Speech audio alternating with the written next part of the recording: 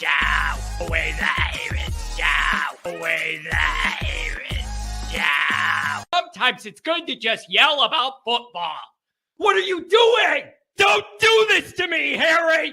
The Ohio State. It's Ohio State. What do you mean the? It's a poison. I almost stroked out and died over it. I'm glad to be at the party. I'm mad we're this late. You ain't a captain of nothing but a sinking ship. That helps the defense without them even doing a damn thing. Doing a damn thing. The call-in line. 312-988-15. You tell Johnny all you've heard and seen. No Irish. No Irish. No Irish. No Irish. Irish. Yeah, that's right. That's right. Welcome in, welcome back, folks. You know what time it is. It's Saturday Night Live. We are back with you. I can't believe it's been a week since we were just with you fine people in South Bend, Indiana for the blue and gold game. It's good to be back with you, Larry. Good to hear from you from Texas. Coffees for closers. Good to have you here, Carberry. Chesty McChesterson.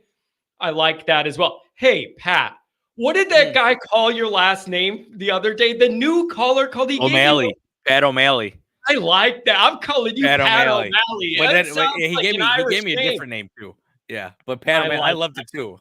Oh boy, Pat, look at who we got here. Erica, I can smell the fireball through the internet. Yeah. I can smell it, sister. I want to know how much is left in that keg you had. That's what I want to know. The keg full of Tim O'Malley's long lost brother. I think that's what he was thinking of, Pat. He combined you with Tim O'Malley, and now you're Pat O'Malley. Yeah, I like it.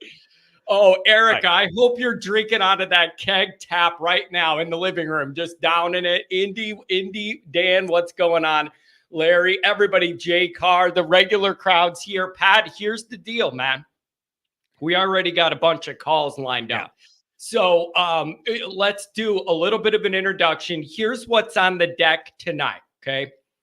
Your draft reactions, big picture and Notre Dame. I love your draft reactions. Let me hear those. O-line, you represented. I figure some of that's coming with our first couple guys off the board. You want to talk about the draft? We could do that. Also, we haven't done a night show since Blue and Gold. I'm certain some of you want to connect and go over the blue and gold reactions. We haven't heard from everybody yet, and we have all summer to do it. So if anybody wants to chime in with your blue and gold reactions or your tailgate party reactions, if you want to do that, we could do that too. Got some of those messages. And then also, the long view here, the long view. I want to know if you have your first 3 to 4 Pat stop. I can't even look at you already. I know you so well. I look at your dumb face and I know what you're thinking already, and it ain't appropriate. I know just by looking at your face that it's something inappropriate. Stop. I'm going to have to put a sheet on this side of the screen so I don't have to look at you because I can see it in your face. I know it's something inappropriate. If you have a few items that are on your Notre Dame checklist for this summer. So I'm talking about things that you think Notre Dame needs to get accomplished between now and when we reconvene football activities the first week of August. My main man, Martinez, what's going on? The V1 rotate. Let's hit these super chats, Pat. And we'll see. Look at this. I don't understand this. Johnny, you hipster. What do I do that's hipstery-ish? I want to know. You do look like you should wear skinny jeans. It's just because I'm skinny. What do you want me to do? Yeah. I'm skinny. Look at this. $20 from a Homer TD, man. The first guy there at the tailgate ready to help us set up. Tony, I appreciate you. You're going to pop right up. And also, Donnie. I got a biggest fan. What? Put up Will said he's my biggest fan. Which one of your family members is it? Donnie White with the $50 holler. Yeah, that's true. None of them like you. Donnie White with the $50 holler. I appreciate that. Also, Donnie, quite a riot, the trick you pulled at the blue and gold tailgate. And all of that. People enjoyed it. So your creativity is not lost on me. You're going to come up right away as well. $5 holler from the V1 Rotate.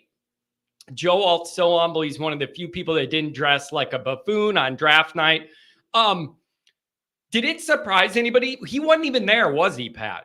He was at home, wasn't he? Yeah, didn't he? And he knew he was going to go. Maybe he just wanted to be with his people. Yeah. Look at this, Walter. How should I get John ranting this time? It doesn't take much. Get a dartboard and hit something, and I'll go off on it for you. I want to know why I'm a hipster. That's number one. Number two here. Why did all of BK's first round guys leave him hanging at the draft? Pat, multiple guys got drafted and walked right by the guy and went on stage. Like they were hugging their teammates and they went right by Kelly and went up there. Den was there though. Hugging Denbrock. Denbrock was looking good and I want him to be there again. But with our skill guys, you know, they had the little green rooms where it's like LSU and then they had a little area for the LSU guys. We need a Notre Dame area, and it's going to be skilled guys, not just our linemen. Still put them in, but sprinkle in some action with some of the skilled guys. Jason, I was talking about this too. Jason, Pat, I have no idea what drunk is talking about. Johnny, you think you're better than me because you use big college words.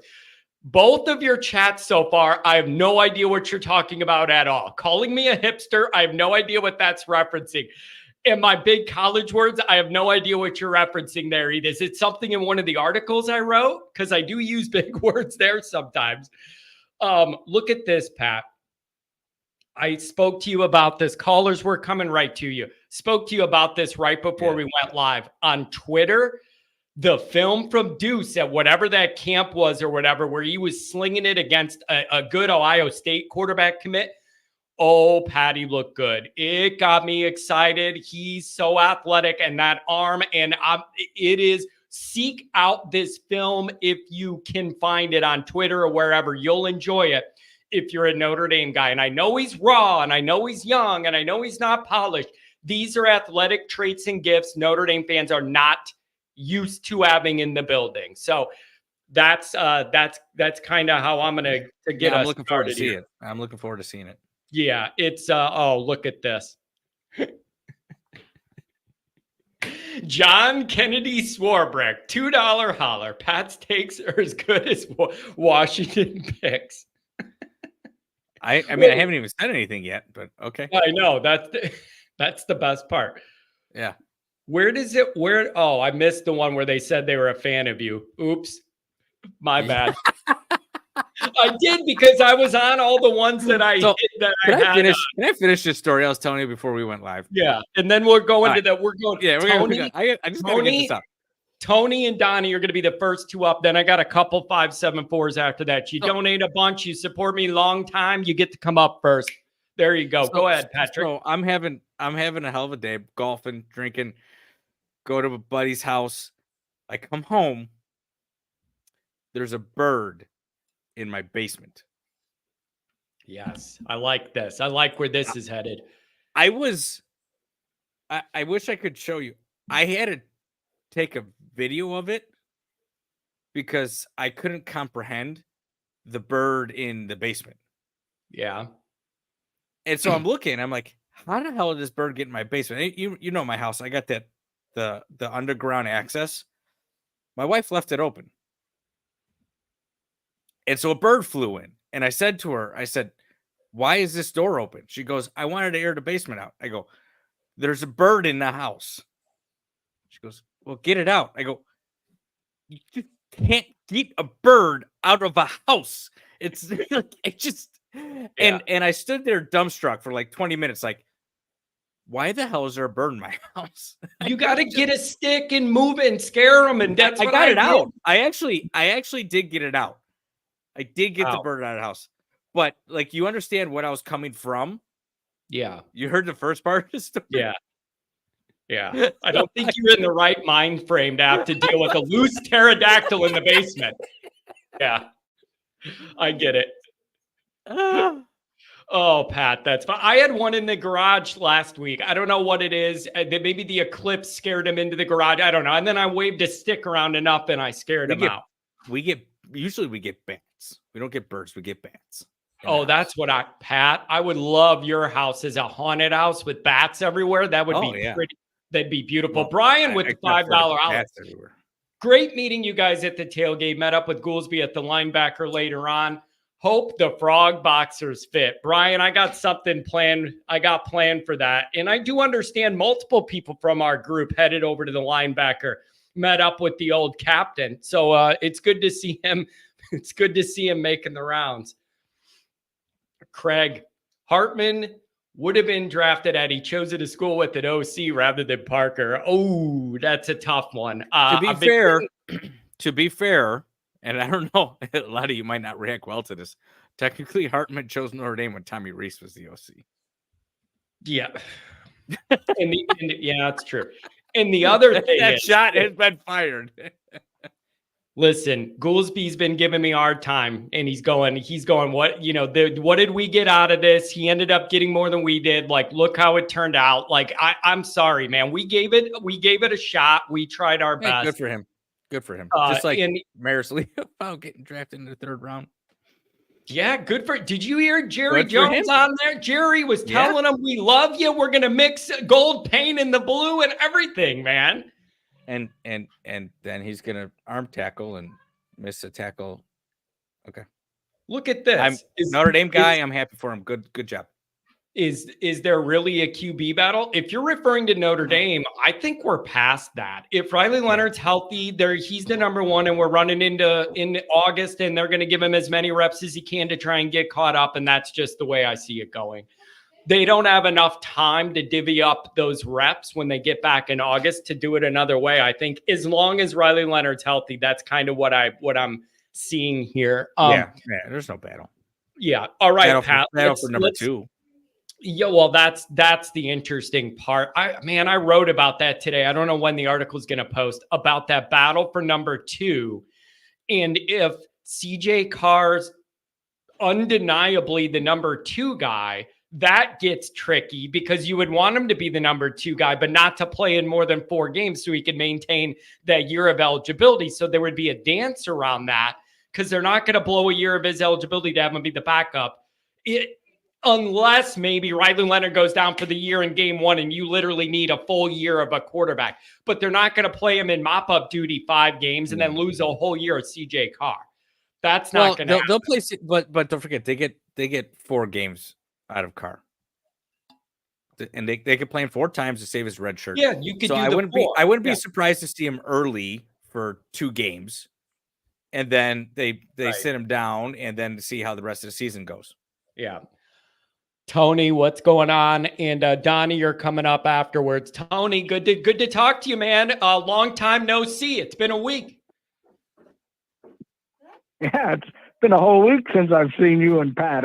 I don't know if I can exist any longer. I gotta get out there in that Illinois land and visit you folks. Oh man, Tony, I gotta start questioning you, man. You're becoming one of the regular crew here. It might be dangerous for you, man. But we enjoy having you. What a great event last week, man. The crowd was good. All the people in our group are wonderful. We had a great time seeing everybody. Thanks for being a part of it. It's my pleasure, and thank you for inviting. And it was great to see AI Senior and AI Mother and AI Brother and Pat and his lovely wife and beautiful daughters. And how about the Rudies? You got Angela and all the Rudy. Yeah, everywhere you looked, there was a Rudy. Yep, we had definitely a lot of Rudies. Yeah, there's a lot of Rudigers. When you get 1, you're getting 7. That's just the way it goes, man. So it was beautiful. It was good to see everybody. It's always good to get back to campus and see a little football. It was just, it refreshes you, man. You get back to campus, see that gold dome. It's good for the soul. What's on your mind, Tony? It's been a week since the blue and gold game. The excitement of that's kind of calming down. What's on your mind on a Saturday night? I agree with the campus. I was there on Friday and visited the grotto and lit a couple candles and said a few prayers. And there's something spiritual. And this is coming from a guy who's not a long-term Notre Dame guy. Yeah, this is coming from a guy who just feels the spirituality of being on that campus. And then, of course, the craziness of the next day with the tailgate and getting to meet some of the people that I did get to meet, Mike with glasses and Goolsby and Craig and his daughter and the cute dog and Chef Adam and we got to Chris and Nalewski. That was awesome. And thanks for sharing in that moment. But as for the Blue and Gold game, it's tough to watch the game while you're there. Obviously, we're bullshitting the whole time, and so when I come home, I watch it back on the stupid Bird channel. And me too. And I'm not as concerned about some of the areas. Listen, I'm not a long-term coach or anything like that, but I did play football, and I'm not as concerned about the offensive line as a lot of people are hollering about. I saw some good things in the offensive line. Yeah, there are some holes, but keep in mind they didn't play together. The first offensive line didn't play together, and so I'm not as concerned as some people seem to be. Yeah, I appreciate that perspective. With the split teams, it's really hard to gauge, them all as a unit. That's definitely accurate. I just think I was thinking about it before we went live. It is probably my number one overall big picture concern though right now. It just is, because it's such an important part of opening up everything else Notre Dame's going to want to try and do on the offensive side. And I'm worried about it. Maybe I'd be less worried about it if the week one matchup wasn't against a team that I know they're not going to be ranked highly, but I know they have a lot of speed and athleticism in an SEC defense led by Mike Elko. The pressure's on week one. And Tony, I've said it a million times, I don't need them to be perfect. I just need them to be good enough week one. You don't have to be the final product and totally polished. I just need you to be good enough so we can win week one and then grow from there. But it is probably my number one big picture concern on the team, especially those tackles. Well, one of the other things that you and many others have said since December is, we have a new offensive coordinator that we're going to put a lot of trust in. And while, the line is certainly an integral part of what the success is going to be, even if the line is a little off the first week, I expect Denbrock to be able to put together a plan, or at least tweak the plan during the game, make the adjustments to be able to overcome some of those weaknesses. Now, wait a second. Riley Leonard running the ball or whatever. Tony, are you in my mind? I recorded a show that I have not posted yet. God, I hope not. Yeah, tell me about it. I recorded a show yesterday and I haven't posted it yet, but it'll come out tomorrow or early next week. Literally exactly what you were talking about is the entire theme of the episode, of me working backwards from, if that is a problem and it's not where we want it, the different ways I think Mike Denbrock will be able to adjust to still make the offense be productive in spite of an O-line that maybe is struggling a little bit early as a unit.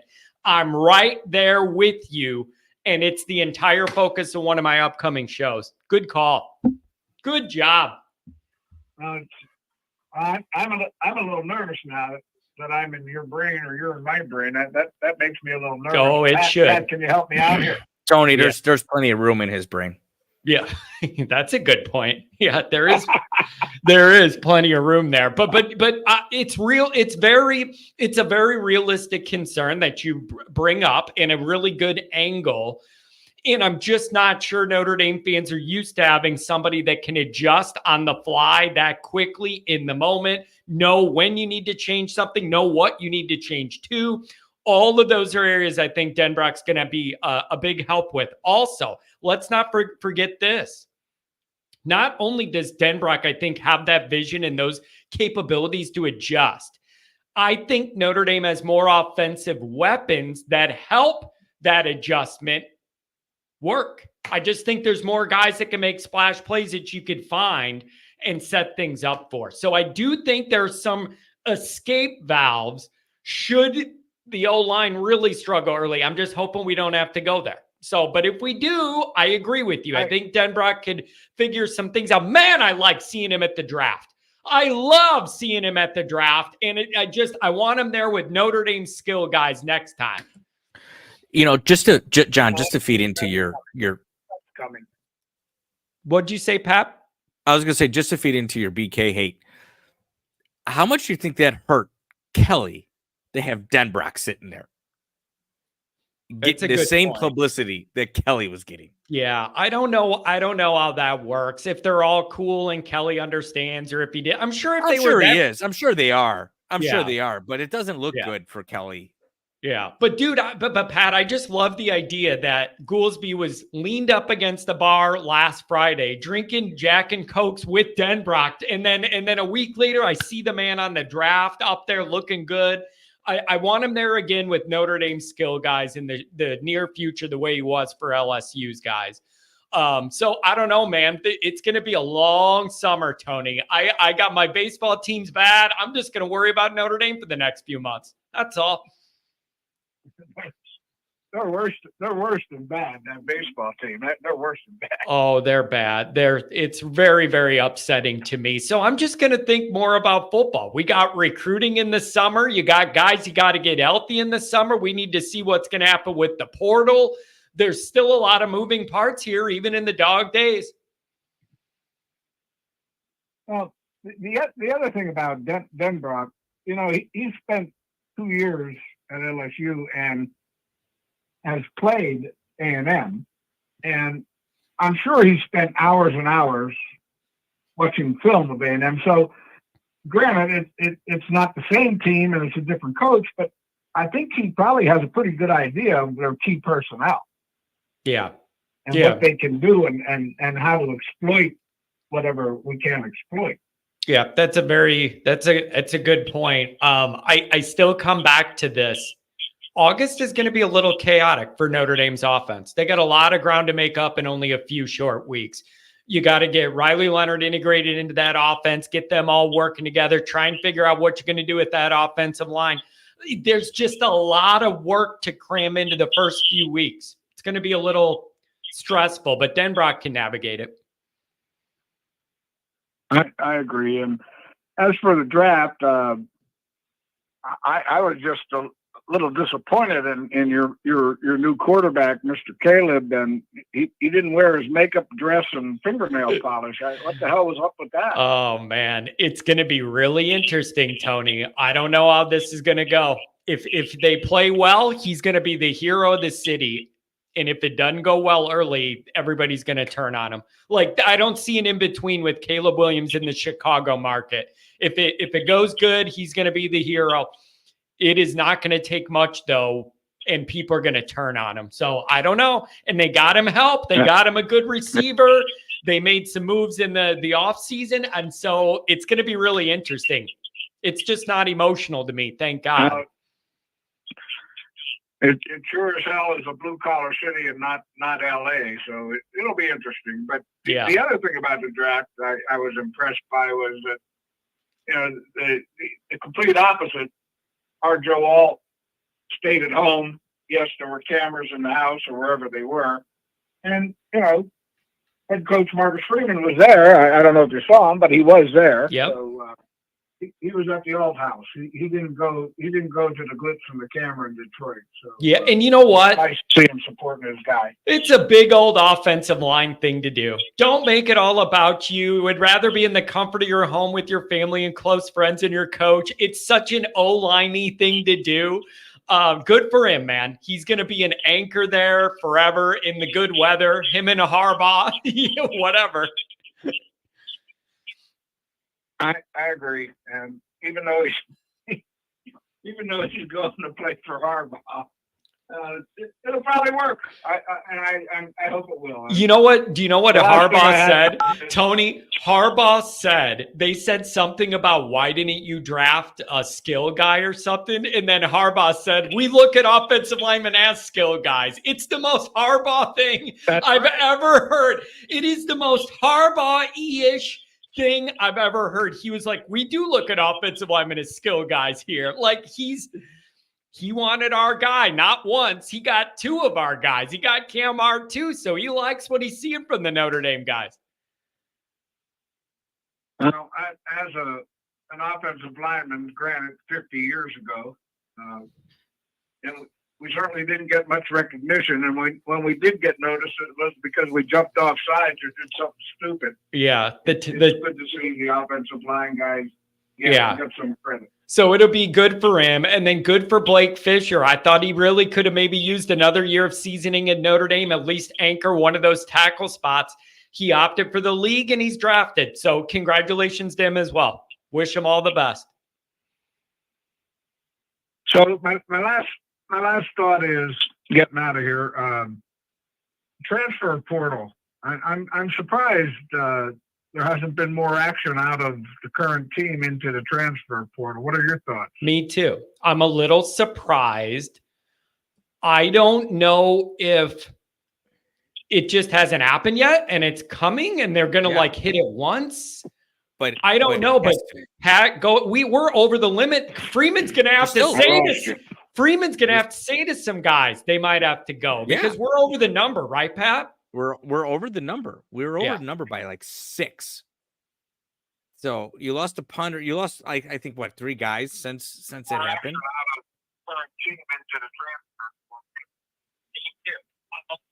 Did you just get lifted into outer space, Tony? No, it just hasn't happened yet, and it's coming, and they're gonna hit it once. But I don't know. Tony, I don't know what happened. You went into outer space. I would never hang up on you, but you went into outer space and then it cut out. Sorry, brother.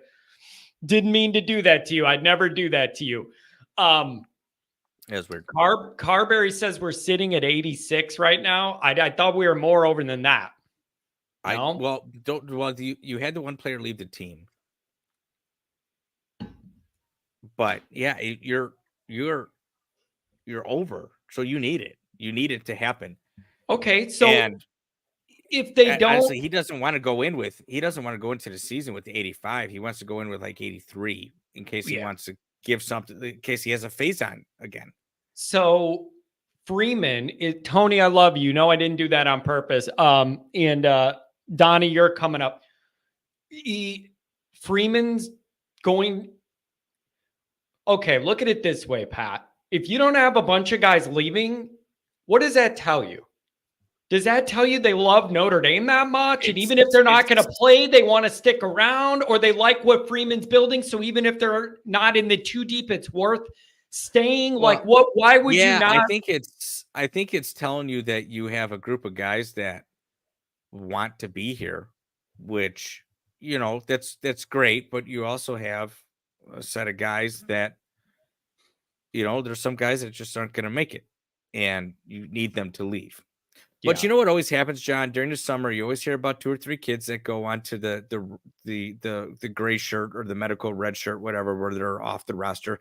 So there's still time. It's not until the August, I think, or mid-July that they have to be under the number. Yeah, I think it's in August. You know what it is? I looked this up. Goolsby asked something about it. I looked it up. It's the first day of school, whenever that is in the first semester, the fall semester. It has nothing to do with practice. It's mid-August. It's the first day of school. Yeah, it's mid-August. You got to get down. And I think, you could ask, and Goolsby brought this up to me last night, and maybe people are realizing the grass isn't always greener on the other side. Maybe they looked at Pine and Buckner and saw what happened there, and then they ended up coming back. And then the Notre Dame education's a part of it too. This is not just like any state school where you leave and it doesn't matter where your degree comes from. I do believe a lot of these guys value the Notre Dame degree. Maybe that's part of it too. Well, it's more so than that. It's also, the Big Ten does this too. So I'm not trying to just say it's a Notre Dame thing, but in the SEC, your scholarship's only guaranteed for 1 year. Yeah.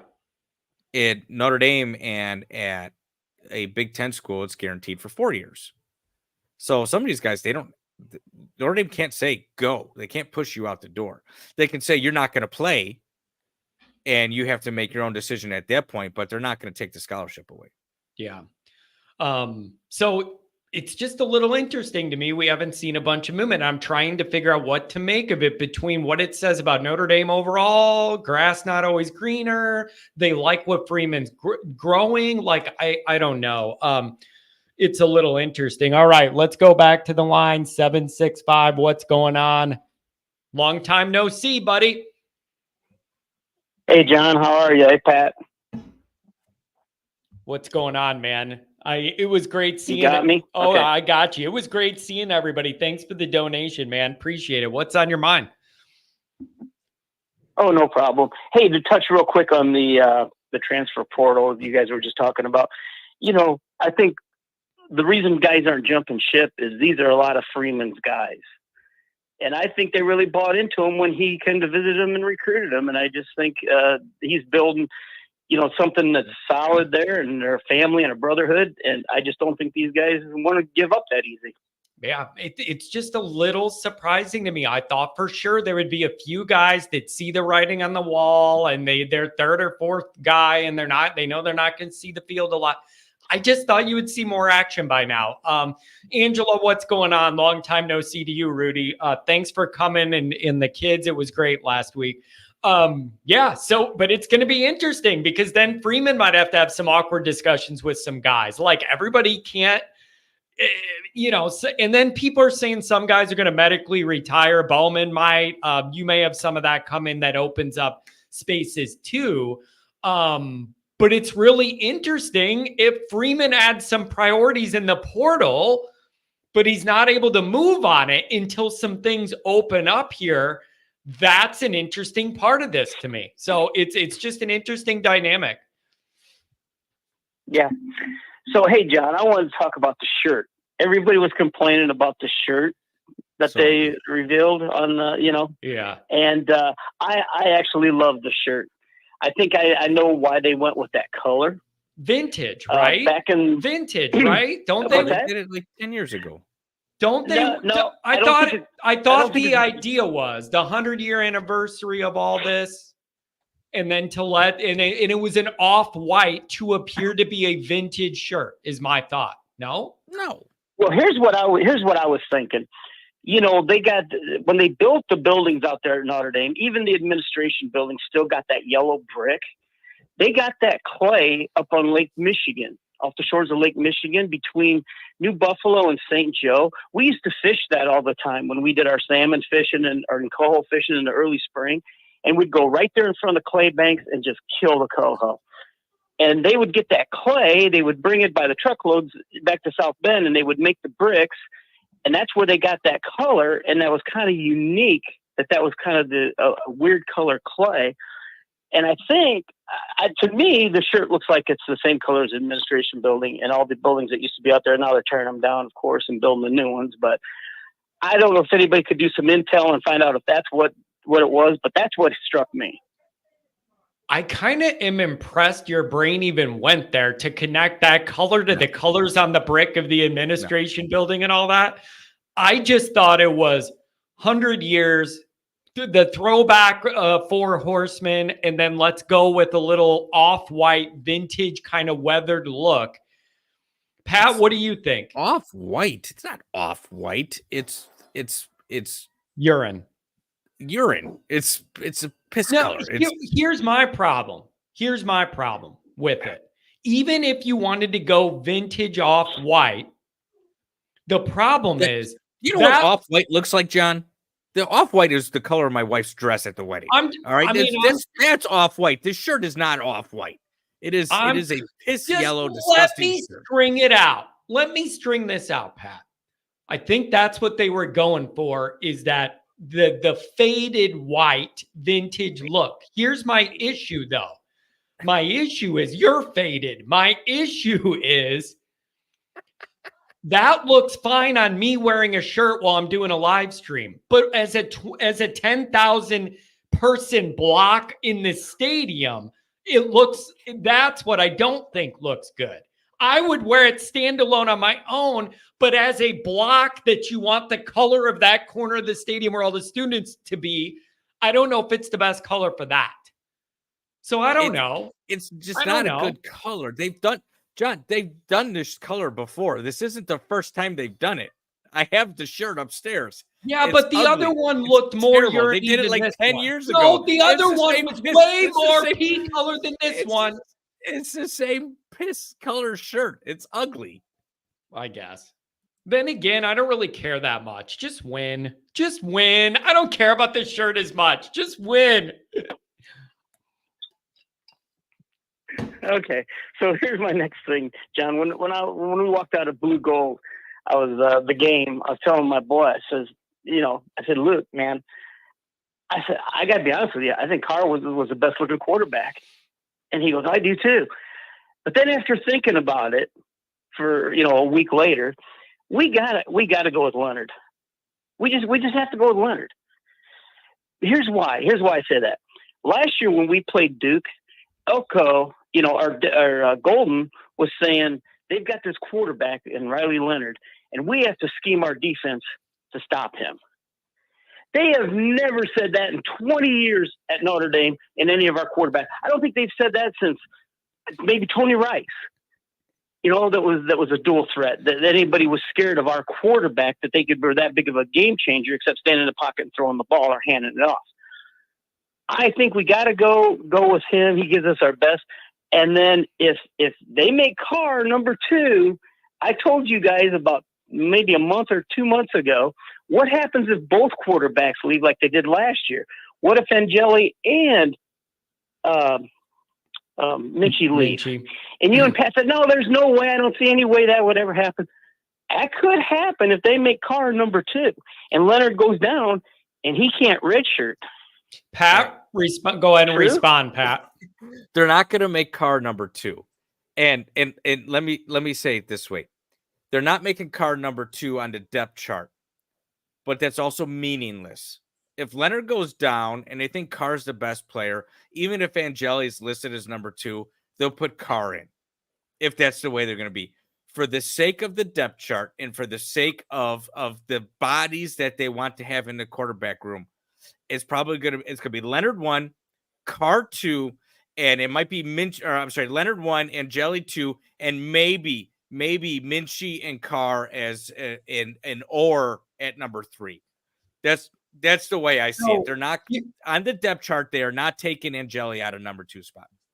That's what I find tricky, because you could have Angeli as the number 2, but you believe in Carr more. Does that make sense? It's kind of like, but it's the way you want to set it all up. Yeah, to be able to maintain. It's just a transfer portal. Yeah. So, okay, what do you guys think about if Riley Leonard went down early and it had to be a long-term thing? Do you guys think then they would hand it to Carr and go, there goes your red shirt, we need you? And I think Angeli gets a shot. I think Okay. Angeli gets a shot, but he's on a short lease. Very short leash. Interesting. What do you think about that? Donnie, do you think that but it's a little confusing. It's a little confusing to me, but I understand it at the same time that you would think more of Carr, but he wouldn't be number 2 for multiple reasons unless you really needed him. Some of it's political, how you want to line up the room and try and keep guys from not leaving. There's a lot of things that are mixed into this soup here. Donnie, what do you make of it? Well, here's that's not confusing. This is Freeman's 3rd year. Everybody talks about the 3rd year coaches at Notre Dame. They talk about, his extension. The only way he's going to get that extension is if he goes 11 or 12. That's only he's got to win 11 or 12 games, I think, for them to give him the extension. You go with the guy that's going to give you the best chance to win the game at that point. And if you got to burn the red shirt on Carr, I mean, that's Yeah. what I would do if I was in Freeman's shoes. Obviously, Don, I don't care. I don't care about the red shirt. politics and all that. I don't know about all that. Yeah. I'm just I don't saying care. you, I don't care about the red shirt. but I do. don't I care. do because I do because I'm not blowing cards because I'm not blowing a year of Carr for him to play 5 games as a backup. That doesn't seem worth it to me. That doesn't seem worth it to me. Like as a backup. Wait. No. You're not as a backup. Does that mean he even plays? No. As a backup, as a backup, and you're up 48-10 on Navy, Carr doesn't go into the game, Right. and Jelly goes into the game. Yeah. If Leonard goes down and you're in a 17-10 game, the question is, does Carr go in at that point? Yeah. What's the line? If Notre Dame is in it and they think Carr is the best chance to win, then Carr goes in. My concern is if you're Marcus Freeman, you're in your 3rd year, you got all this pressure on you to win. Can you really put yourself over? Do you believe as the head coach of Notre Dame, you could put yourself over with a freshman quarterback? Yeah. Well, that's the question that goes through the coach's head. But that's not the only. I'm just like, if he's the best guy, you put him in. That's all I care about. That's my point, though. That's not the only calculation. The other calculation is the difference in what you believe where Angeli is and Carr. So that there's another calculation. No, the difference is, do you think Carr is the best guy? But because he's a freshman, you're expecting mistakes. Versus is Angeli the best guy to win with? Yeah, it's kind of complicated, but it makes sense. Stupid nuance. There's always Notre Dame nuance. And Donnie, now in the chat, I don't know if you could see it or not. If you look I'm not watching the chat. If you look at the chat, half the people in the chat are going, red shirt, who the hell cares about a red shirt on Carr? That shouldn't be a consideration at all. And then an equal amount of people, or maybe a little less, are riding, they're not going to burn his red shirt. That makes no sense. So I got half and half here. So I don't know. Some of you guys find consternation in the weirdest places. I already told you I'm worried about the O-line more than anything else. What else do you want me to say about that? Chief Brody, you better be careful. That's one of those big words that scares drunk people. That was the last thing I was going to bring up, John, was the O-line. But Tony kind of stole all my thunder because that's exactly what I was thinking. Den Brock has got enough experience. If we had still there, I'd be worried. But now that we got Den Brock, I think he's going to scheme stuff to where he can, go to their strengths and kind of offset their weaknesses, because he's got all that experience. So, you guys talked about that earlier. That's my feelings on it. I'm not worried about the O-line either. I gotta be worried about it. There's just no way I'm gonna be. But I'm wound tighter than a lot of you guys, so I'm just gonna worry. Pat, what you got? I don't want everybody to be in a position. Oh, Mike Denbrock, you cannot solve for it. You cannot solve for either an overwhelmed QB or a QB who just cannot compete at that level. You can't solve for that. I don't care how great of an offensive coordinator you are. You can't solve for that. Denbrock's quarterback last year just got drafted second overall, and nobody had him in the top 5 before that season started. So you can scheme to protect the bad offensive lineman. You can scheme to get the ball to a wide receiver who, he can't catch that ball over the middle. There's ways to scheme certain things. You cannot protect the bad quarterback. Yeah. So we can't put all of our eggs into the Mike Denbrock basket. We can't. He's not a miracle. If he was that good, he wouldn't be an offensive coordinator. He'd be a head coach. I mean, I guess. Well, Pat, I would agree. Pat, I'd agree with you on that if we still had Hartman as our quarterback. But we've got Leonard that makes more stuff happen with his legs than his arm, so he can, squeak out of there maybe and avoid less of that than Hartman ever could.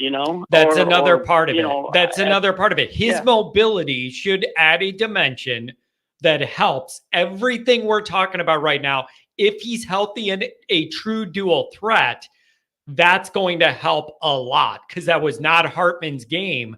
And the irony is, you could argue the best play he had all year was with his legs. Yeah, that's the irony of it. It's not a strong suit at all. It might have been the most clutch play he had all year was with his legs against Duke, getting that fourth down.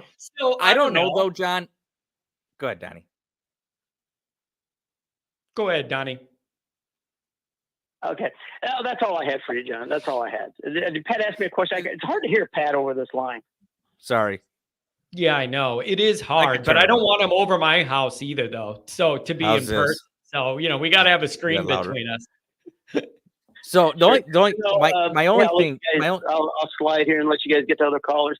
The blue gold tailgate was great. We can't wait for Miami of Ohio tailgate. And yeah. So, hey, I just want to ask you one thing, John. Did you use your Dove soap yet? I haven't. I have something planned, Donnie. I am going to show all the cool stuff people brought. I'm going to make a little video of it. So I have that and all the other stuff people brought. And I'm going to do a little content showing all the cool little inside stuff people donated. So I have some use for it. And then maybe after that, I'll use it. We'll see. Okay, sounds good. All right, you guys have a good night. Thanks for taking my call. Oh, Donnie, thanks for all the support. Thanks for donating, always showing up everywhere, man. Means the world to me. Thank you. Well, thanks for the invite. No, see you guys. No problem. Take care. John, what?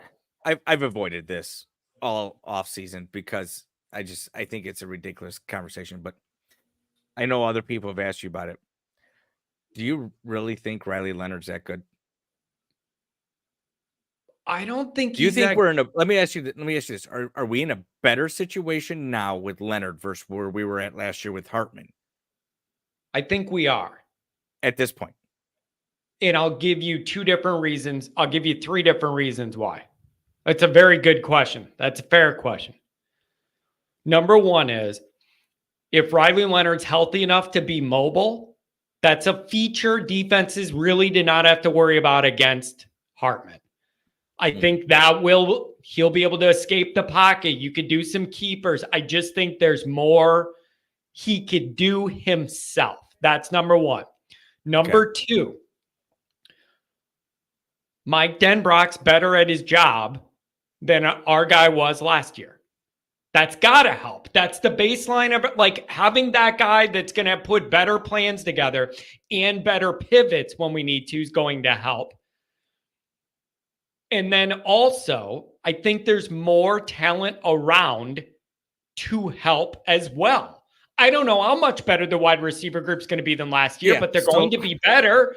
I don't know how much better, but they're going to be better. So I think when you add all those things together, I would hope you end up ahead a little bit of where you were starting with Hartman. So I just said, I don't Denbrock. I do think Denbrock is a great improvement, but I don't think you can hide a bad quarterback. And I'm not saying I think Riley Leonard is a bad quarterback. I just the athletic ability is an upgrade. The passing, I don't know.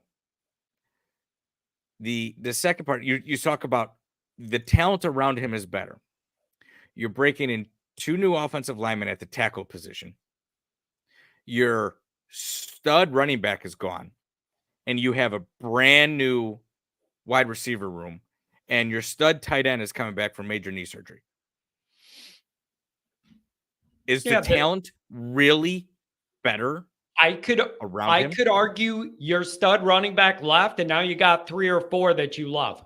That's very possible. It's very possible. I'm just saying. I could make an argument that group, all of them are going to be worth more than just Estime is, because I think all those guys could do different things. I agree, and I'm not just trying to be contrarian. I'm just saying, if you are looking at the situation as it is right now with the offense, there's truly only been one quantifiable metric that says this team should be better offensively than it was last year. And that's the offensive coordinator, who all he does is call the plays. He doesn't actually run the plays. And I personally do think it's going to be better, but there's a lot of red flags out there. A lot of red flags. Yeah, I mean, there is. I just think, and this quarterback, Riley Leonard, has shown no propensity to stay healthy. that's kind of a problem. That's a problem. And That's a depending on who you ask, even when he is out, he's not the best thrower. He's not the best thrower. So that's a part of it too. And all we're doing is talking about his mobility. How many ankle surgeries has he had since he got to Notre Dame? And they keep saying they're not big deals. They keep telling us they're not big deals, John. Multiple ankle surgeries are big deals. I'm not pulling it up on the screen. Read Phil's last comment. I'm not putting it on the screen, but read Phil's last comment. The airflow? No. Oh, hold on. Go up. At least.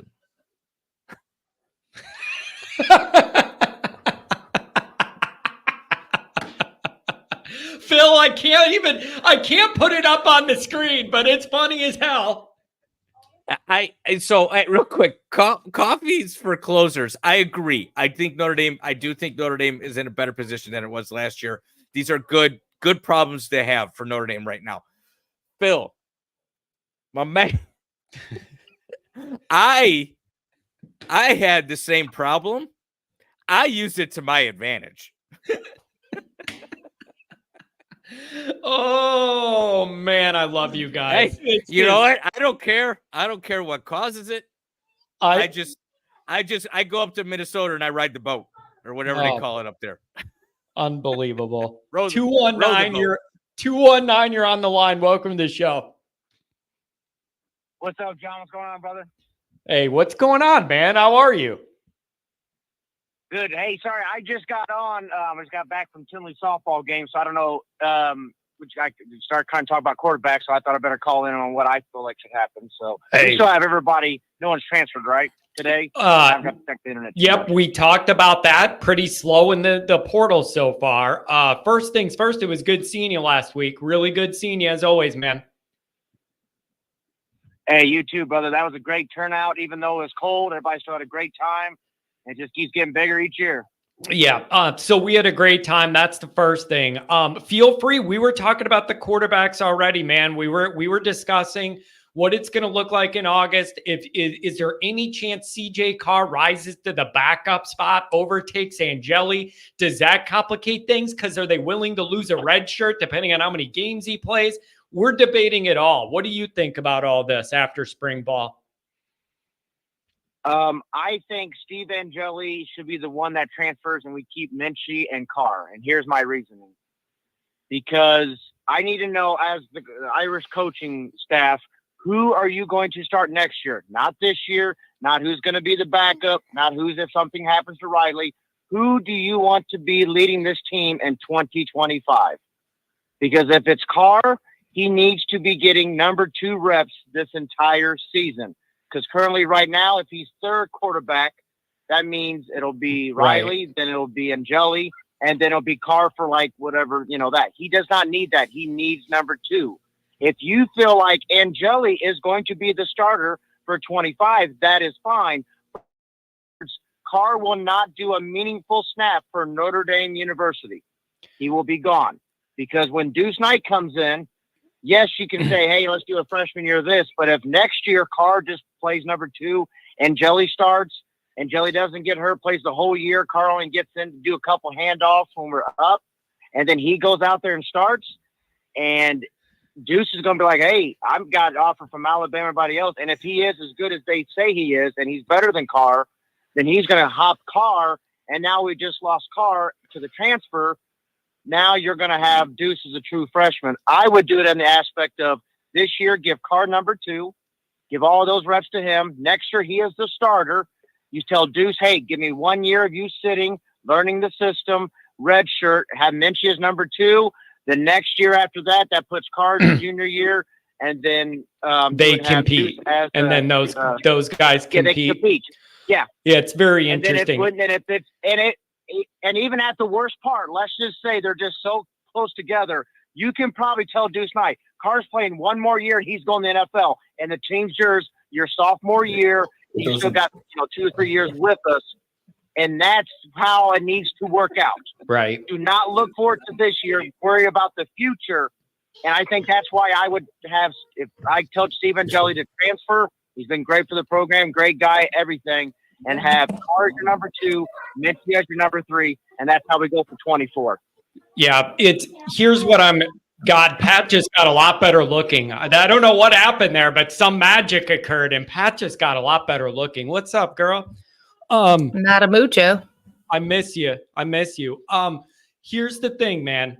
I'm pretty confident in saying Angeli ain't going to be the starter next year. You're figuring out something that ain't going to be it. Like I'm 100% confident saying that Angeli ain't going to be the starter next year, no matter what else happens. So then you need to figure out how you want to slot these things and shape this how you want to shape it, because it ain't going to be Angeli. It's not. It's good dude.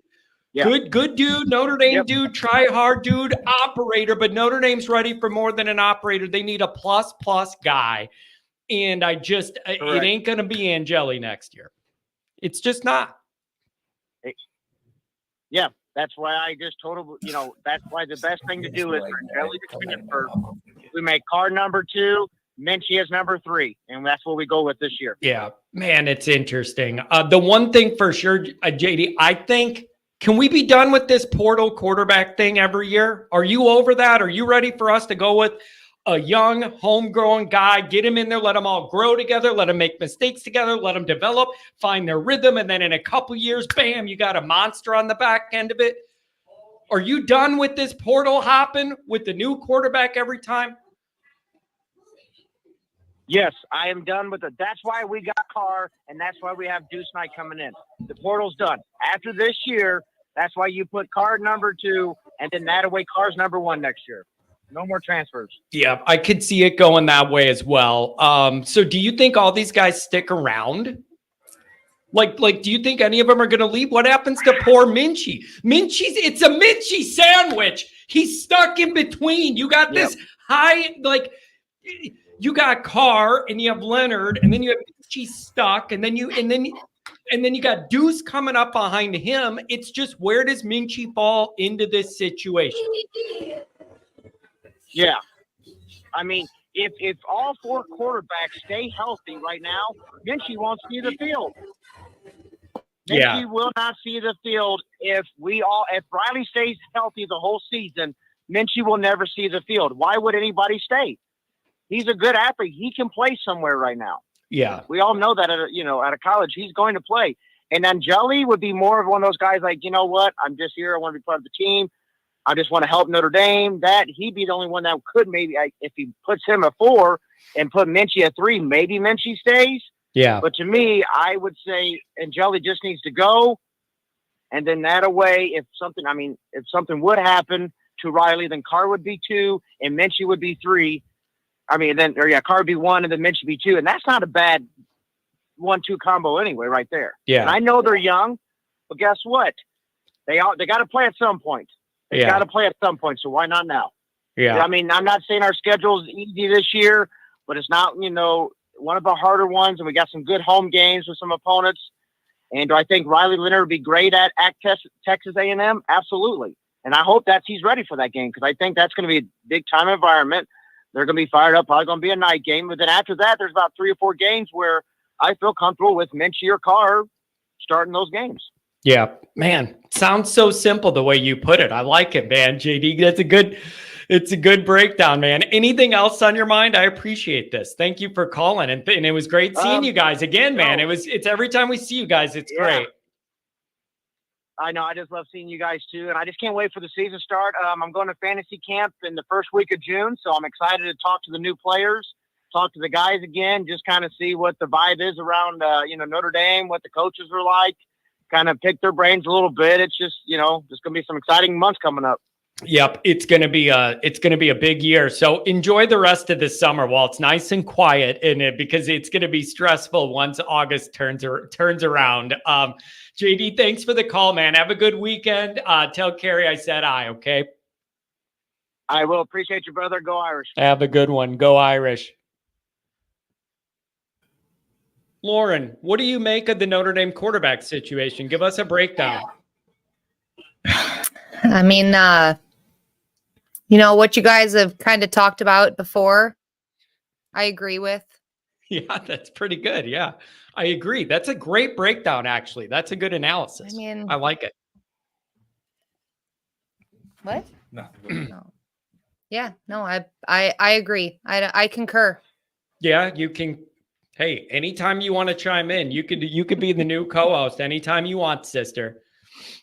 Look at that. You're getting credit already. Great take. You know, you're funny. They love you already.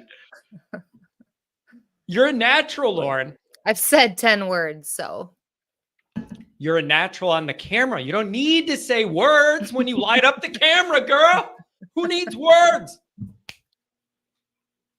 You gotta, I mean, I'm used to Pat sitting there. This is a big treat.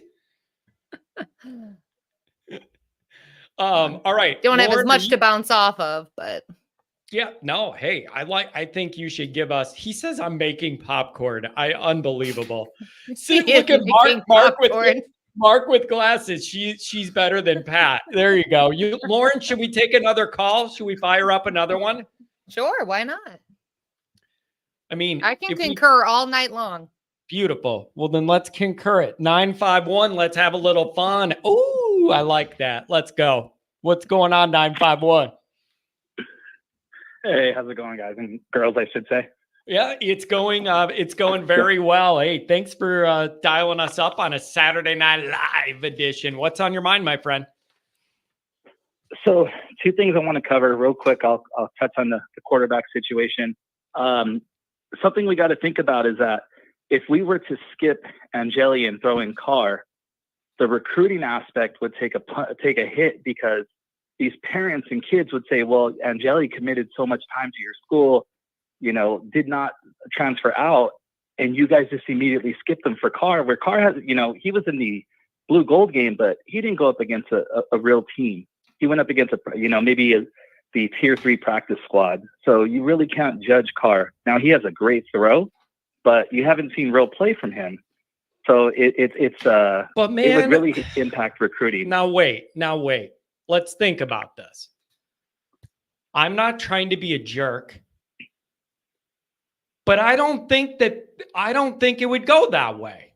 Don't people understand you got to play who gives you the best chance to win? And sometimes that means the good, loyal guy gets jumped on the depth chart.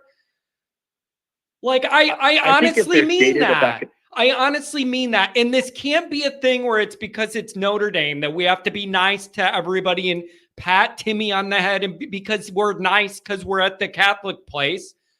I think people understand these days the best guys have to play, and that means some guys that have put in their time and been loyal, it doesn't end great for them. Not everybody gets that Rudy ending where they end up running out on the field and everything works out. Like, I just think that people would understand that the more talent's gotta rise up. No? It doesn't even happen in grade school anymore, let alone college. There you go. I just don't think that's a thing. I don't think it should be a thing. But I understand it on a human level. I don't want Steve to put in all this time and not be rewarded. But I also have an obligation to play the most talented guys no matter what year they are. And the message that sends is we're here to win. And the best guys are going to play. And some feelings are going to get hurt. I can understand that. I really do think that, man. If we're talking, well, I can understand that if we're talking game 7, game 8, you know, Carr's had multiple snaps in practice and things like that. But, you know, if Riley Leonard goes down against Texas A&M, there's just no way I can see Carr going onto the field. It's got to be Angeli. Yeah, I mean, in that situation, you may be right. In an emergency, rough situation, in a crazy environment, you want a guy with a little experience. I understand that. But in like a big picture type way, I just think that CJ Carr has a much higher ceiling than Angeli does. Boo, Pat, boo. I can 100% agree that Carr has a higher ceiling, but I think for this season, Angeli's got to ride passenger the whole season, and Carr's got to sit in the back seat with Menchie. Yeah, and it wouldn't surprise me at all. That's the politically correct way to play it too. If you want to keep everybody in the fold too, keeping that chain would keep everybody kind of in their line to prevent the transfer situation. But listen, Angeli's the least gifted guy that we have going right now, in my opinion. Agreed. He just Agreed. is. He has the lowest ceiling and the lowest like physical gift level compared to Minchie and Carr definitely do. And Riley Leonard's just kind of in a different category because they went and got him with NIL money, and that tells you what they want him to be right away.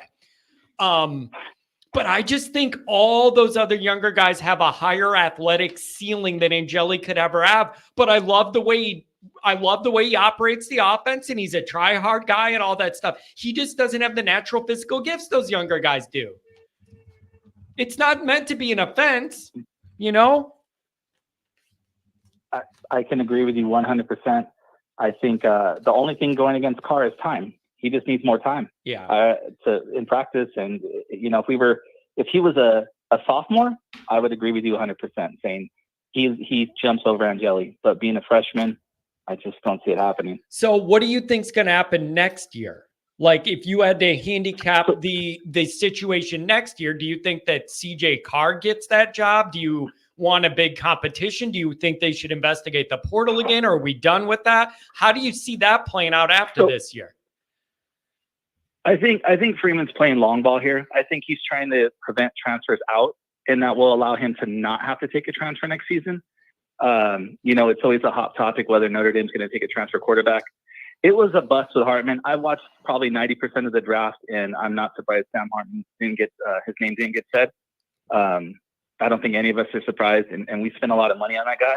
And he was our best quarterback. I'm not going to disagree with that, but it was just unfortunate because I feel like other quarterbacks probably would have got us 12-0, maybe 11-1. Yeah, man, it's going to be really, really interesting. And then can I ask you this too? I know we were talking about the quarterbacks. Am I over worrying about the offensive line, or do you think that they're going to work themselves out? And I'm just being the way I am, wound up, tight all the time with Notre Dame. Are you confident that they're going to fall into some roles early into camp and be serviceable against A&M, or do you have some of those big picture worries I do? So I watched the spring game probably 3 times now, and yeah, there's huge issues at the offensive line. But I also think that during the spring, they try out different things and have players play different positions. I think Rocco Spindler didn't even get a snap, or if he did, maybe just a few. And so I think, no, I'm not worried about it just because the offensive line coach has a ton of experience. And I think he can quickly figure out the permanent solutions, and he'll have it ready by the summer.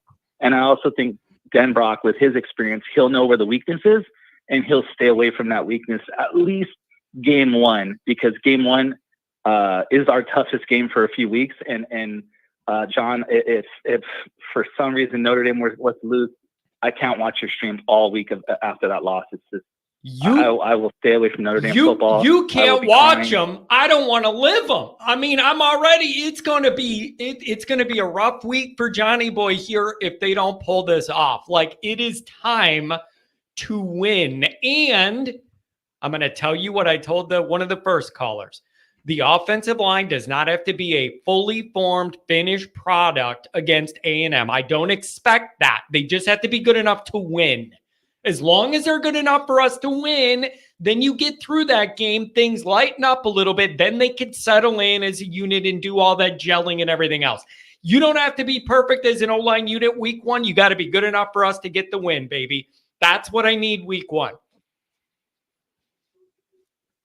Agreed. I think conditioning is going to play a big part in that game just because of the weather. Oh, it's going to be humid. They're going to have to switch out O-line. Oh, you're going to kill them. You're going to have Cramping, that Texas heat, yeah. baby. Even if it's a night game, it's still going to be 100 degrees and humid, like as the sun goes down.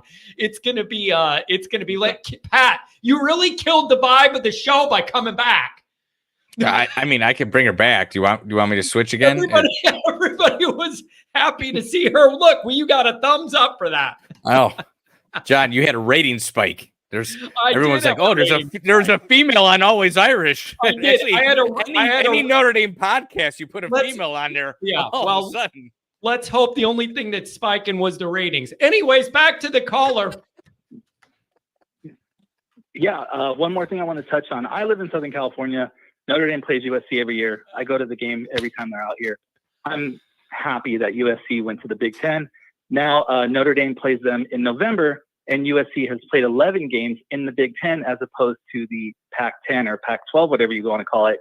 Much more physical, much more injury, much more wear and tear. So Notre Dame gets them for game 12, and it just makes it much more of a probability that Notre Dame beats USC. Yeah. Living in Southern California, I can't stand when USC beats Notre Dame. God bless you, my friend. You know, I always give I don't know if you're active on Twitter or not, but I'm on there mixing it up all the time. And I give the USC people a hard time for not being a loyal fan base. You know, their stadium's half empty, half the home games and whatever.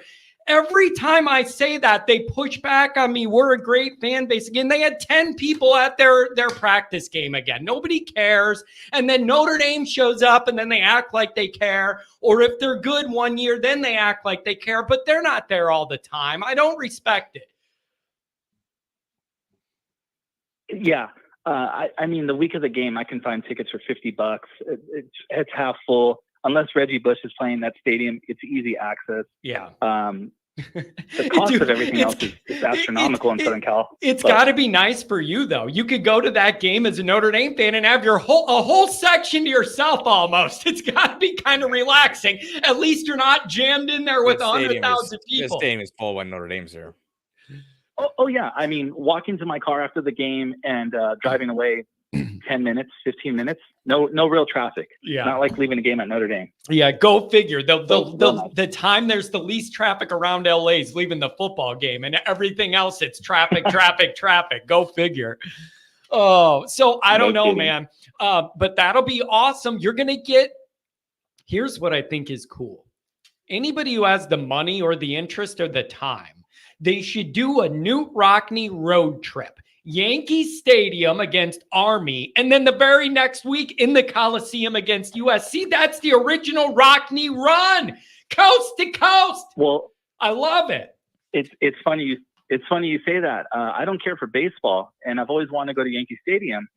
So yes, I am flying out for the Notre Dame game at New York, and then the next weekend I'll be in town. Are you really? So there you go. You're doing my idea then, dude. It's a brilliant idea. You just call it the Rockne road trip. It's beautiful. I love it already. That's what I'm going to start calling it. I appreciate that. Oh, I like that. That's a beautiful thing, man. Enjoy that. It's going to be, that'll be cool. And, so I don't know, man. This is going to be really, really interesting. It's a big year for Marcus Freeman. Year 3, the new playoff. Don't you agree with me? You got to make the playoff, or everybody around this team's going to consider it a disaster. You absolutely have to make the playoff. That's baked into the cake this year. 11-1 or better, ideally 10-2, and you get in as a minimum. Everybody around this program is expecting the playoff. That's the expectation. The bare minimum is to make it. Don't you agree? Yeah. First, they can't lose to an SEC opponent in the first week. That's just going to tank everything. And Notre Dame's going to have to fight their way back to get to a higher position in the polls. But I agree with you. No matter what, it has to be the playoffs. If it's not a playoff season, it's a bust. It's unfortunate. But at this point in year 3, all the money spent, all the resources spent, taking Denbrock away from Kelly, keeping Golden, it has to be the playoffs. I mean, what else can we do? I mean, we got an amazing offensive coordinator, amazing defensive coordinator. We went and picked up a great quarterback in the transfer portal. I can't see how we don't make the playoffs. Yeah, and it's week 1 is such a big key. I'm over here talking about 11-1. Well, it's hard to go 11-1 if the 1 is for your week 1, right? That's the problem with me saying I need 11-1 is if you lose the first one, it gets a lot harder to go 11-1. You got to find a way to win that game. I don't care what it looks like. Win it. It's all going to be conditioning for week 1. I can guarantee you that Elko's going to try to gas out Notre Dame. That's what they did with when he was at Duke. Yeah. Notre Dame was playing great, and towards the end, the wheels started falling off. It's happened remember when they played Navy? We barely lost or barely won. We were falling apart in the second half. So I could see Elko switching players in and out all game, trying to keep fresh legs in, and hope that late in the third that Notre Dame starts to wear down. Yeah. Man, that's the thing. I respect Mike Elko. And Mike Elko, it's so interesting to me, the cat and mouse game, because nobody knows Riley Leonard's game, the good parts and the bad, better than Mike Elko. It's bizarre to me how all roads lead back to Notre Dame. Like, we all respect Mike Elko. You beat him at Duke. And then he comes over here, and then his old guys, our new guy.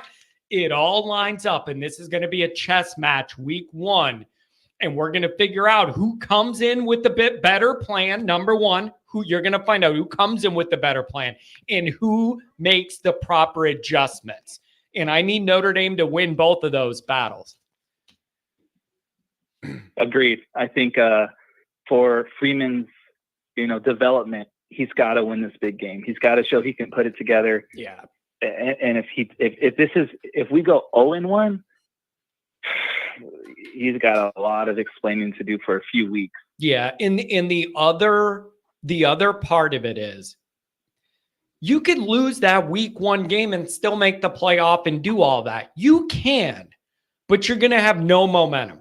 You're going to have no momentum. Everybody builds up in the summer and through camp, and everybody's excited. And if you lose it, you're going to lose all momentum. Everybody's going to question Freeman. Negativity is going to be everywhere in every corner of Notre Dame land. And nobody's going to care when you beat Northern Illinois 60-12 or whatever the next week. No one's going to care. So you got to figure out a way to win that game.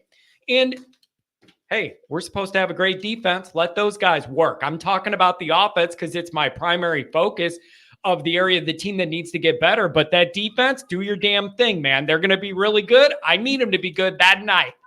Get after it. I don't wish negativity, but for the people that want Carr to start, if Leonard has a bad game against Texas A&M, week 2 is a great game for Carr to start in getting developed. Here's what I think. If they beat A&M, you're not going to switch quarterbacks almost no matter what it looks like, right? There's just no way. Like, even if he looks bad, if you beat A&M, they're not going to switch quarterbacks.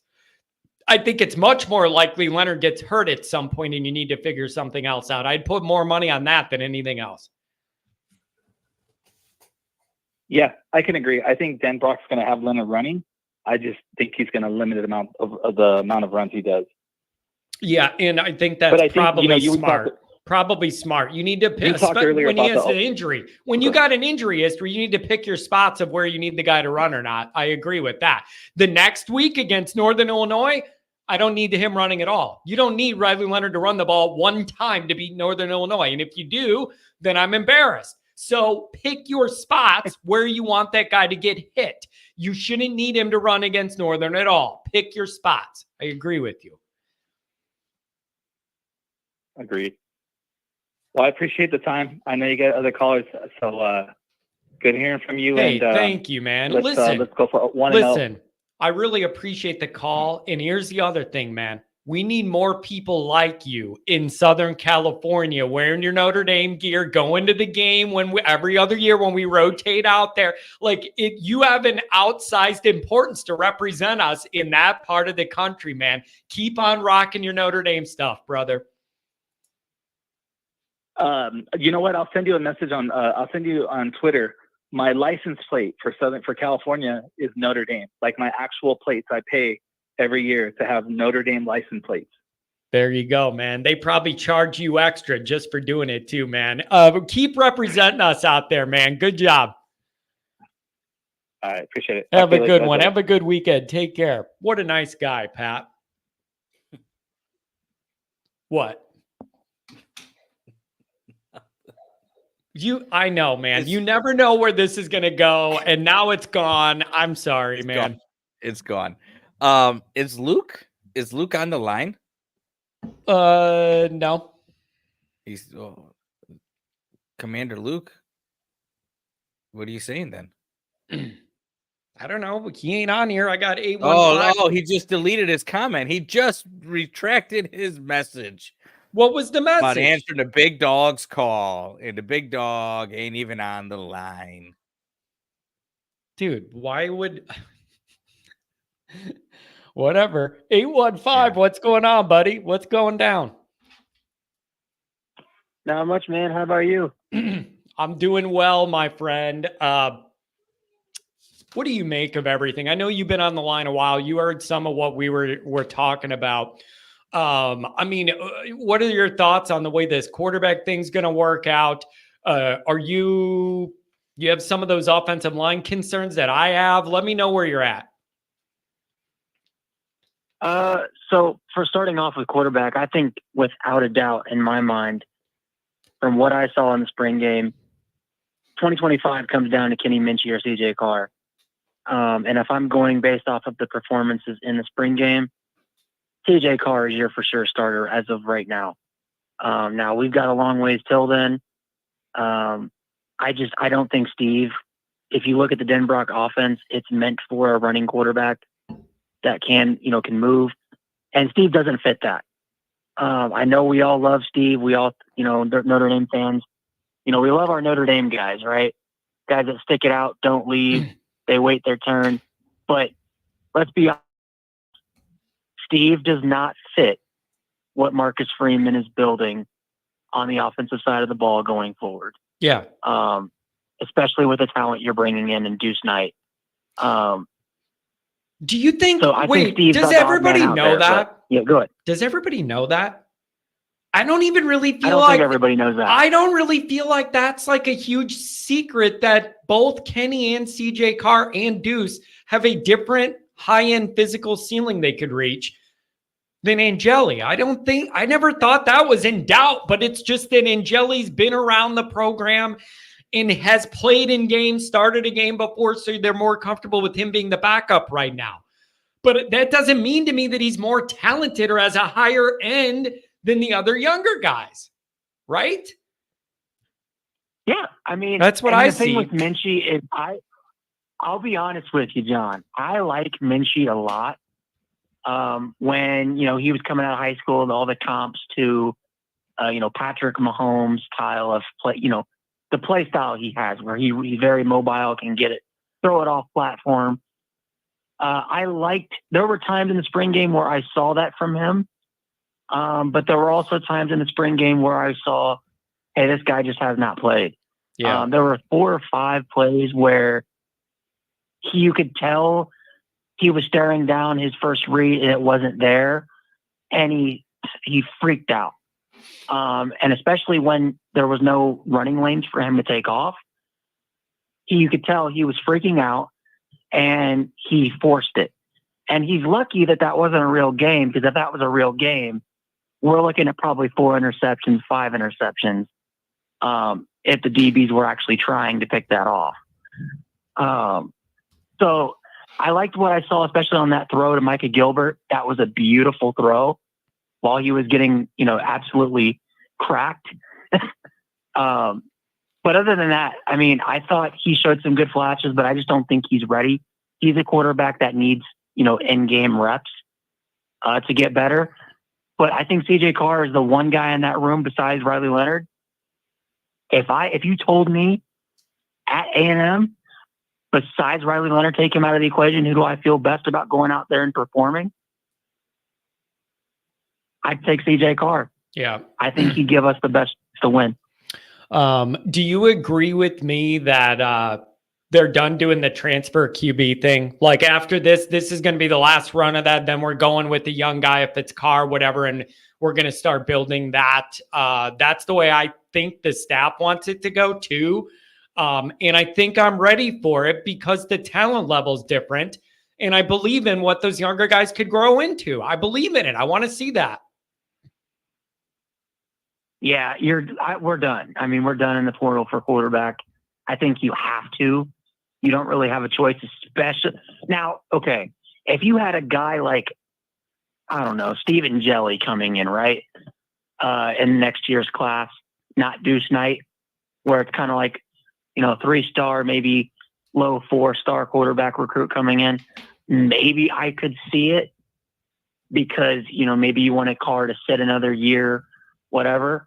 But when you have a guy like Deuce Knight coming in, who is just as talented, if not more talented, at least might have a higher ceiling than Carr, you can't afford to bring in another guy. Yeah. for another That's year. how I see it too. By the way, you're really active on Twitter. Did you see those clips from Deuce Knight at that camp or whatever he was doing? Did you? Yes. Oh, baby, dude. I'm just telling you, it's just a different kind of athlete you're looking at. And I'm not used to a guy with those physical gifts being a Notre Dame guy. It's really exciting to see. Dude, he's went up against two current 5-star quarterbacks in George McIntyre and Tavian St. Clair, one in a camp setting and one in a 7-on-7 setting. And he's absolutely obliterated both of those guys in that competition. Now, I know recruiting rankings, they don't matter. Stars don't matter at the end of the day.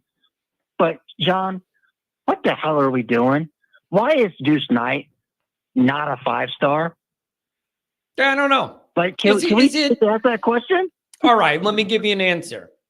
I think it's because he started out really raw. More is just an athlete than a quarterback. Is that why? Like, that's what I think of is the reputation of him early on in the recruiting.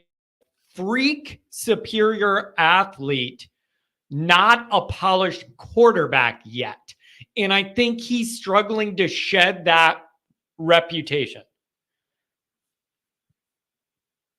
I could see that. Somebody put in bad mechanics. Somebody put in bad mechanics. So then maybe that is a part of what I mean when I say raw, more of an athlete than a quarterback. Mm-hmm. But physically, he presents gifts I'm not used to Notre Dame quarterbacks possessing. That interests me a great deal. Yeah. I think, and I worry about this, and I do this a lot. I did it with CJ Carr coming in, and now I'm doing it with Deuce. The thing that worries me is I think Deuce is like, I think CJ Carr is a guy that can get you to the playoffs, maybe win you a national title. I think Deuce Knight is the type of guy that can go out there and win you a Heisman Trophy and get you to a national championship for sure. Given the time and in the right situation. Yeah, that's how good Deuce is. He's got the athletic gifts to be all that, but he's got to develop properly and have the proper support and have the right people around him. And like you said, the right situation.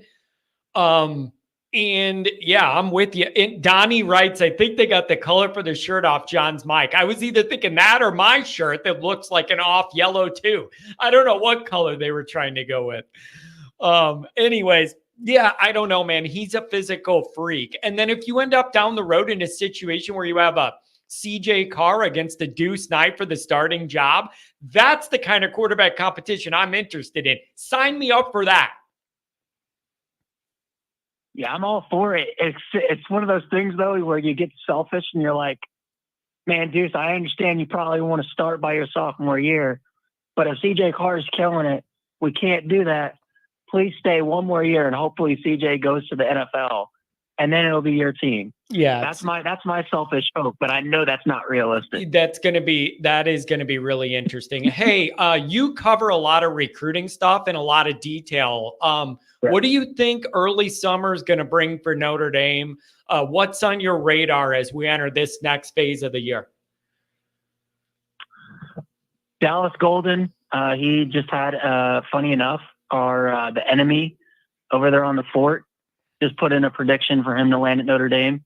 I know that was probably begrudgingly, and in their opinion, that he wasn't a Michigan target or a Michigan fit, even though he's a top 50 corner from the Midwest. Yeah.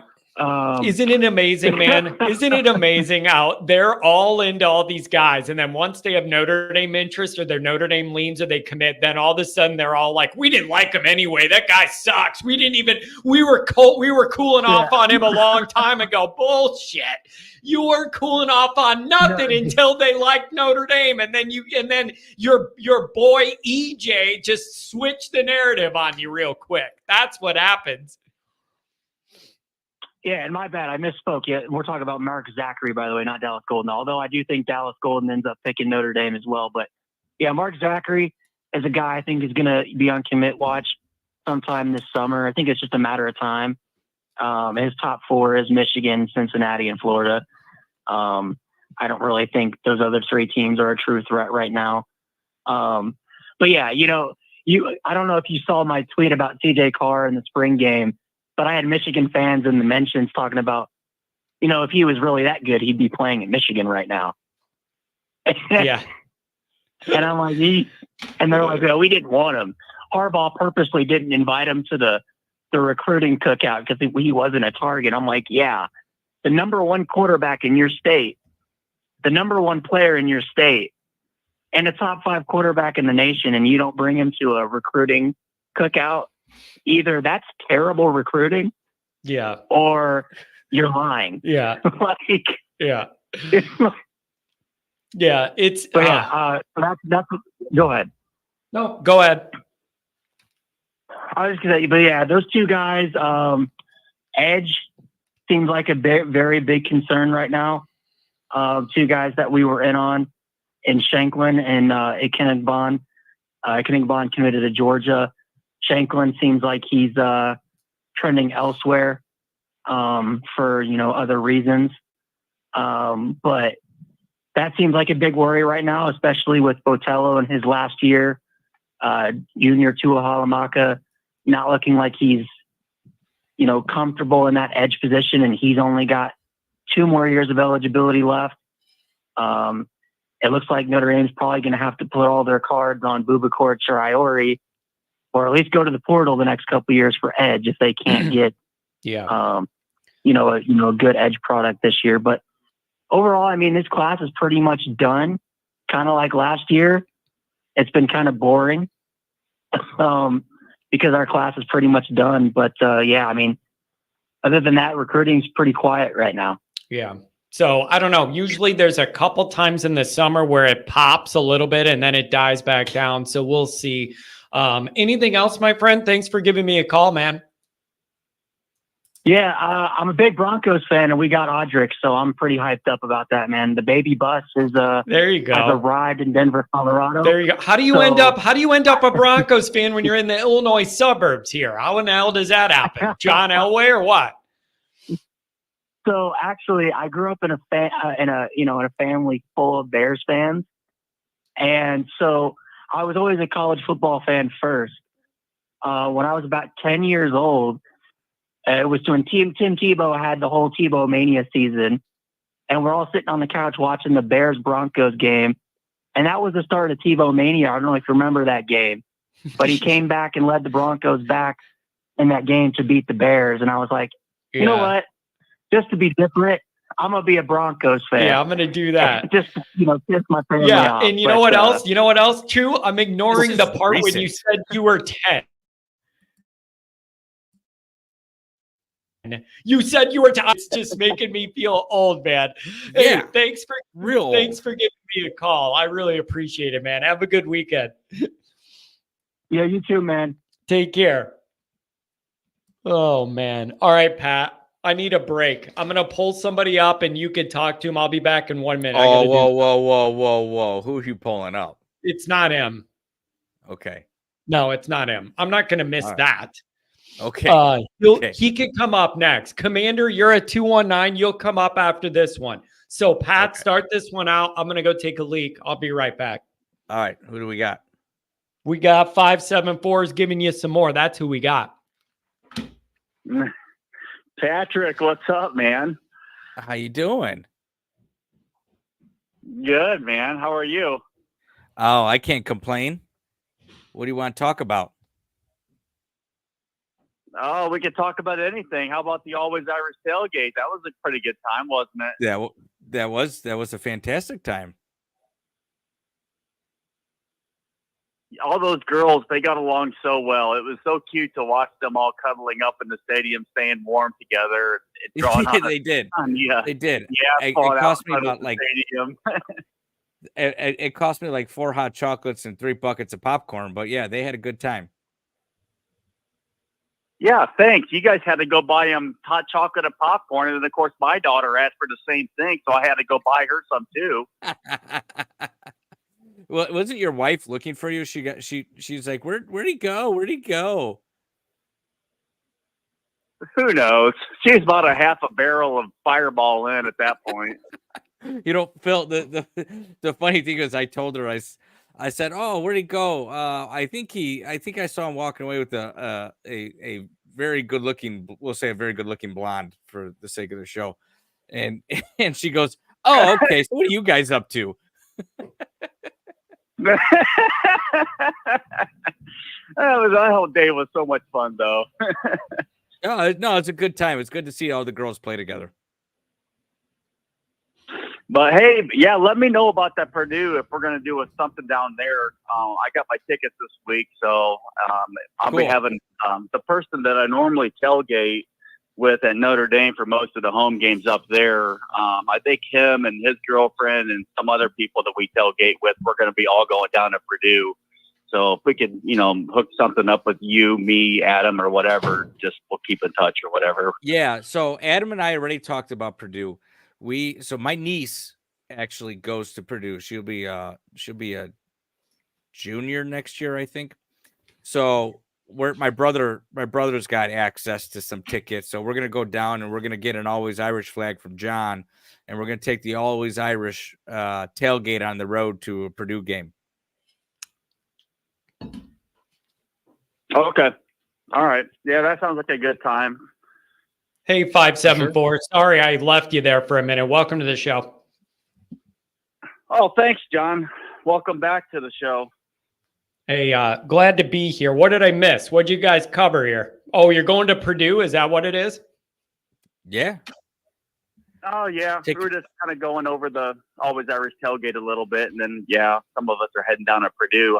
Maybe you should come too. I know it's just hard because I don't like giving up the post-game shows. That's the problem, because those are my number one driver of traffic all year, are going live, doing the calls right after the games. And then if I'm at a big game, then I miss a big opportunity. And so that's why I kind of pick one lower level game early in the year in warm weather to do that for. I would never want to do it for like Ohio State last year, whatever. That's too big of a game for me to miss doing the whole YouTube post-game thing. So I'm kind of caught in between there, but I'll give Pat the flags and everything, and we could fly it and represent it, but I feel an obligation to do the show. I'm stuck in the middle. I don't blame you one bit, man. You can do what you got to do. And we'll hold down the fort down there in West Lafayette. We'll do a shot of Fireball in your name, John. How's that? Oh, I like that. Now that I like. Make sure you bring Phil's wife. Make sure she's there. She's got to travel with the whole crew and be there. I am, Phil, and I will bring my wife. She'll be down Why there. didn't you tell me it was you? I didn't know. John, I was taking a leak. How am I supposed to know? You bring up the caller. Don't you have caller ID? Pat, it says 574 Indiana. That's all it says. It doesn't give me a name. It's Phil. I knew it was Phil. What the heck? Phil, that comment you put in the chat was the funniest thing I couldn't even put it. I couldn't highlight it. It was so funny. Oh, the Hartman one? The Hartman one? Tag Phil. my name so you know my number next time I call in, Johnny. Let me see. You know what I got to figure out, you guys? John, you didn't like my most concerning position comment? Phil. Yeah, that was good. That was good too. Phil, you know what I need to do? There's got to be a way. Now you got this in my brain. There's got to be a way in this system where I can edit so that if somebody calls in, I could save their name. There's got to be a way. Now you put that in my brain. Then I could save all these repeat callers, and then I won't have to remember random numbers. I'll just know who it is. And then, Commander Luke can have an alert on his, like whatever, Dr. John, like we could do whatever. And now I'm going to be upset because you guys are all going to have another party and I'm going to be in the basement. This is going to I'm going to be jealous. Hey, how about Jack Sacco's in the room? Hey, Jack, how you doing, Oh, man? yeah. Jack's a player, man. Seriously, Jack's an international player. He's the most interesting man in the world. I don't know anybody like Jack Sacco. He's one in a million. And I mean that in all the best ways. Yeah. Johnny, that night, you, me, and Jack and Brandon sitting there at the pizza place, Yeah. dude. If they didn't kick our ass out, I would have sat there all night long. That was listening fun, to man. Jack's stories of Notre Dame. That was fun, couldn't man. you? We could just sit there, drink some cold Miller all night long, and do nothing but just listen to Jack. Yeah. I loved listening to Jack that night. And you know what else about that I like, Phil? If I'm remembering this correctly, I don't go too many places anymore where you get an old school pitcher of beer. I really enjoyed that. It was just a whole old school pitcher of Miller Lite. It was a beautiful, beautiful thing to see. I enjoyed it. Yeah. Anytime you guys want to get back into Bend and get together and do the Yeah, that would be I think we need to do something this summer though, Pat. Yeah, I think we need do, to something this Johnny. summer, Phil. What do you think about that? Yeah, I do. And actually, I was going to bring this up. I have a couple things here I was going to ask you about on this call. Yeah, we should do a summer Always Irish party somewhere. I like it. And I was going to say, if we can arrange something, that'd be great. Do what we normally do. And I actually have one of those huge, big ass commercial bounce houses for like the kids. I could bring that and set that up, and that way all the kiddos can, have their fun while the rest of us dudes are over there having a good old time. I thought you wanted us to get drunk. I stuff. thought you wanted us to get drunk and jump in the fun house. That's where I thought this was headed. Wait, that's another, Phil. Wait, that's another idea. We need to invite ourselves over to Pat's family's lake house party at the lake. Hey, yeah. There's an idea. Pat, your parents love me. They'll let me come over. What are you talking about? Yeah, Don't John. take your- My dad would shoot you. And then we can crash. But your mom loves me. After that, close that. You know what out. Man, yeah, that would be fun. I think we do need a summer event to get excited for the season coming. What do you think, Pat? I've been preaching this. Kickoff to 2024. Always Irish after dark in person. Ooh. Where are we going to do it at, though? Ooh. Crown Point. This Dowling, sounds you still excellent, in but here? Go ahead. Yeah. I like that. Kuntz Lake, be careful with the spelling.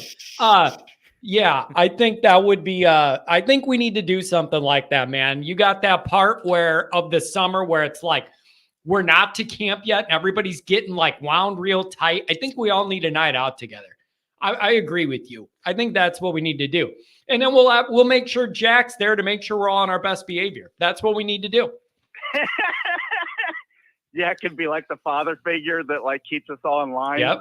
Yep. He knows how to keep John on the straight and narrow there. It's a beautiful thing, man. But Phil, I love our group though, for real, man. It really is fun. I love our group, dude. It's just the core's growing and then new people are coming in. It's a fun group.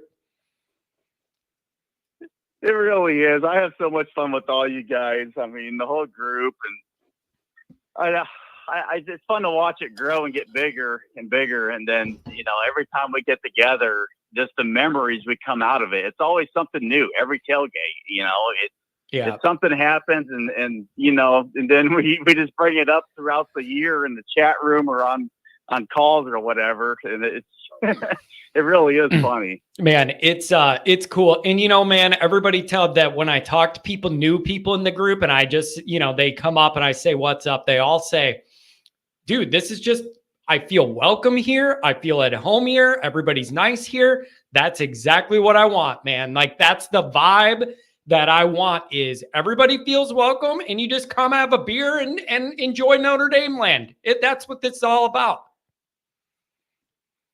It sure is. Absolutely. And the nice thing is like everybody's got their own personality and like their own quirkiness. Yeah. You know what I'm saying? Oh, like, there's a lot of so quirks. Unique. Phil, there's a lot of quirks in this group, baby. Starting right at the top. It is, you're right though. All those different personalities, but we all get together and it's a beautiful blend. I love it. Yeah. Another thing, John, I did not get to see at this tailgate that I was looking forward to. Is it Mike Goolsby tackling me in the parking lot? Because more than one person wanted to see that. God, he'd break you. Yeah, that would have been nice to see, but no, that wasn't it. What do you got? I'm scared to know. What is it? I was looking forward to your dance moves and your sea walk and all the dance moves you put on at the tailgate last year. I didn't get to see any of that this year, John. Phil, what the hell? Here, I was thinking about that today, Phil. Here's what happens. I get so busy talking to people, the hours fly by, and before you know it, we're like out of there. Like I never really felt like I had the time to be like, now's the moment to queue up some Snoop Dogg and then let me sea walk all over the parking lot. Like, maybe we need to build in time for that, but it just doesn't register in my brain in that moment because very few people in that group have seen my moves. Pat's seen them, Rudy's seen them, my family's seen them, but not a lot of other people have seen that side. I'm telling you, I cut more rugs than a guy that works at Luna. I'm telling you, I got the moves, baby. I just need the right beat. Well, I seen your moves last year. I know you got some. I was kind of looking forward to seeing it again, but Phil, I'm sorry to disappoint. Things get busy. Yeah, I'm sorry to disappoint, but we'll remember that for next time. It's got to be the right beat, though. I can't move and groove to anything. I need the right beat. It's got to hit me right. So a lot of that West Coast late 90s stuff, that's my lane, man. That's where I want to be. I gotcha. Well, hey, man, we'll keep in touch or whatever, and I'm going to let you go here. For sure, man. Hey, tell the wife and the family I said the picture of me and your daughter in front of Frank it's great, man. I love that photo. Thanks for sending that my way. Oh, that photo was also awesome, and I'm so happy my father-in-law, he was the one that, said, stop, Sophie, get up there, take a picture with you. A great photo. I love it. Man, those guys are fun too. You're all family, man. Every generation you got's fun, man. I'm glad you guys are in the mix. That's for sure, Phil. All right, man. We'll talk to you later. I'm heading to bed here before long. My wife, she was down here watching the show. I don't know. She took off right after the Leonard comment I made earlier, but yeah. Oh, what are you waiting for? Yeah, I don't know. Maybe that's a sign, Phil. Maybe you missed your cue, bud. She's up there watching the draft video of Sam Hartman. Advice. I liked his advice he gave me. Next time I'm going to make a Hartman comment, and then maybe I'll, things will be. Yeah, that's what I'm saying. You got to. Yeah, there you go. You got to put on his draft footage. Put on some highlights. Cut up a highlight package of him putting his hand through his hair, and you'll be good to go for like years. Oh yeah, definitely. I'll get a fat head or one of them big old Hartman cutout cardboard cutouts and plastered on the ceiling. There we go. Phil, you're amazing. Oh my God, that's a riot. Phil, have a good weekend, buddy. I love you. That's so good. All right. Hey, you guys take care. Oh, see ya. Later, oh Phil. My God. That's funny, man. Oh, okay. I think the next one's Luke. Should we bring up Luke and see what we're going to get? Go get it. $10 holler from Pilney. Do a moonwalk on the show if ND stops A&M. I won't do a moonwalk. I'll do a sea walk. I'll give you that. I'll do a little Snoop sea walk for you. How about that? Oh, boy. All right. Commander Luke, is this you?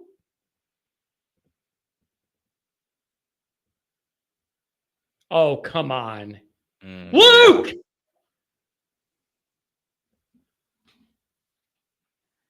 Yep. Come on. Luke. Oh, come on.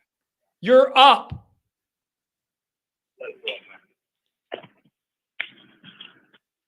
Hello. Time is money. I'm giving you your shot. I can hear moving around on the line. I'm giving you your shot. 5, 4. Let's go. I got you up on the air. 44 seconds. 0454. You said was your last 4. I have your call up on the air. I can hear you moving around. Unbelievable. All right. I'm going to. Are you surprised? Are you surprised Hold in on. any way whatsoever? No, I dropped. No. Let's go. What are you talking about? I answered your call, bro. I was talking to you and you didn't say nothing. I'm going to try and call him back. I love it. 9851045 No, don't do his whole number. is not available. The mailbox is full and cannot accept any messages at this time. What, Pat? What? I'm calling him back. You wanted to talk to me. I called him back. And he put you straight into voicemail. He put me right into voicemail. Chief Brody, you can call, but we respect your opinions. I'm going to... Yeah, John Doxson. Commander, is this you? Hey, John. Is this you, Commander? I'm here with you, bro. I'm here with you, man. Are you sure? Well, I'm sure of what I have to say. What is that? Now's your shot, man, on the big stage. What do you got? So we talk about Freeman as coach. Okay. And we talk about a lot of stuff. You know, I think that the overall play of the blue gold game is not conducive to what we're going to have to see versus Texas A&M, College Station. Okay. Big boy football. So Jamar, what's that boy's name? Turner. Okay, so you're That's a bad motherfucker, man. So you're worried about A&M guys coming off the edge, overwhelming our line, getting to a quarterback that can't maneuver. I mean, what? I don't believe Charles Jackasaw can handle what's coming his way. I don't believe Tosh Baker can handle what's coming his way. I got to tell you, Luke, on this one, that's my number one concern entering the year as we sit today is that offensive line being able to do what I need them to do to function this offense. So, with that one. being said, John, with that being said, do you believe it was a blunder by Freeman not having dogs going against whatever we have for pass rush? I don't think we have no defensive ends that are going to harass Jackasaw the way Turner is going to. Or, you know, we have linebackers. All right, let me ask this. Do you think that Denbrock is going to be able to scheme around some of those issues? Should they emerge? No, I don't. Okay. I think they're going to get bullied. I think Jackasaw,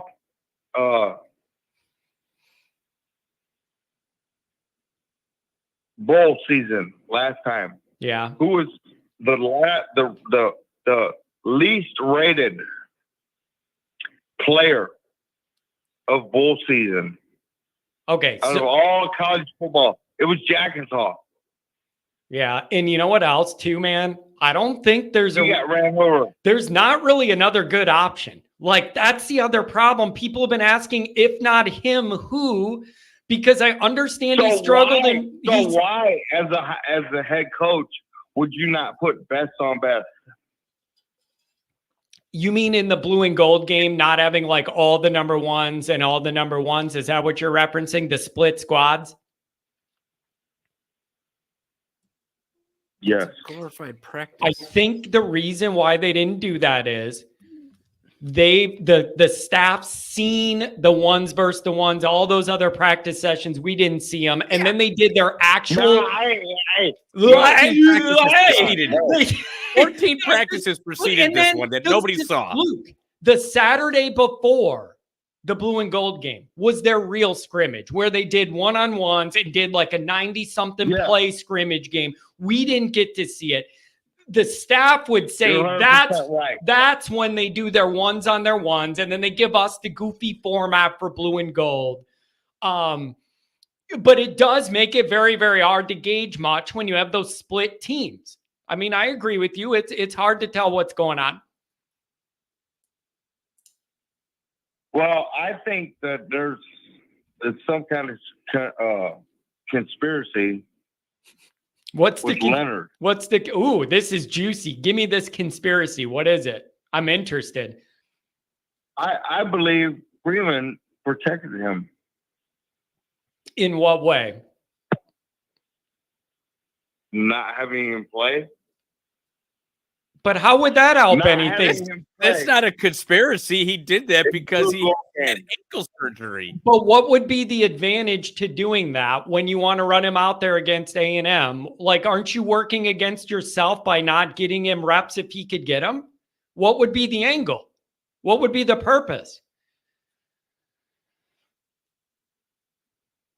Well, to give him the job, right? That's what we're doing. We're giving Freeman the job. They're not. Well, they did give Freeman the job, but they're giving Leonard a job. He's got the NIL money, no matter whether he holds a clipboard or a football. He's getting the NIL. He's getting paid, baby. That's what's not kosher. You know, we want the best, right? Yeah, we do. I believe that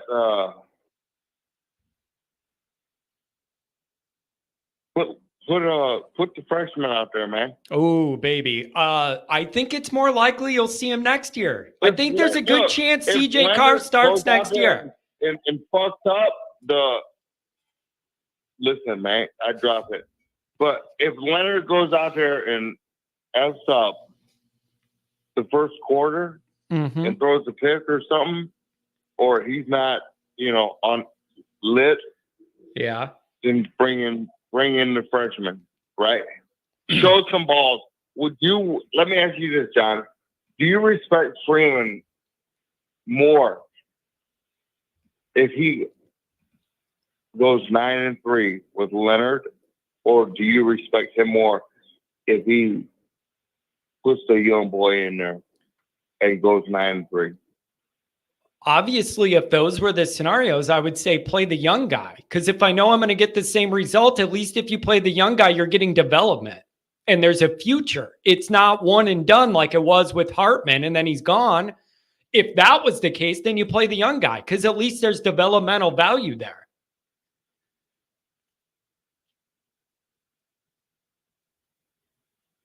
I have to agree.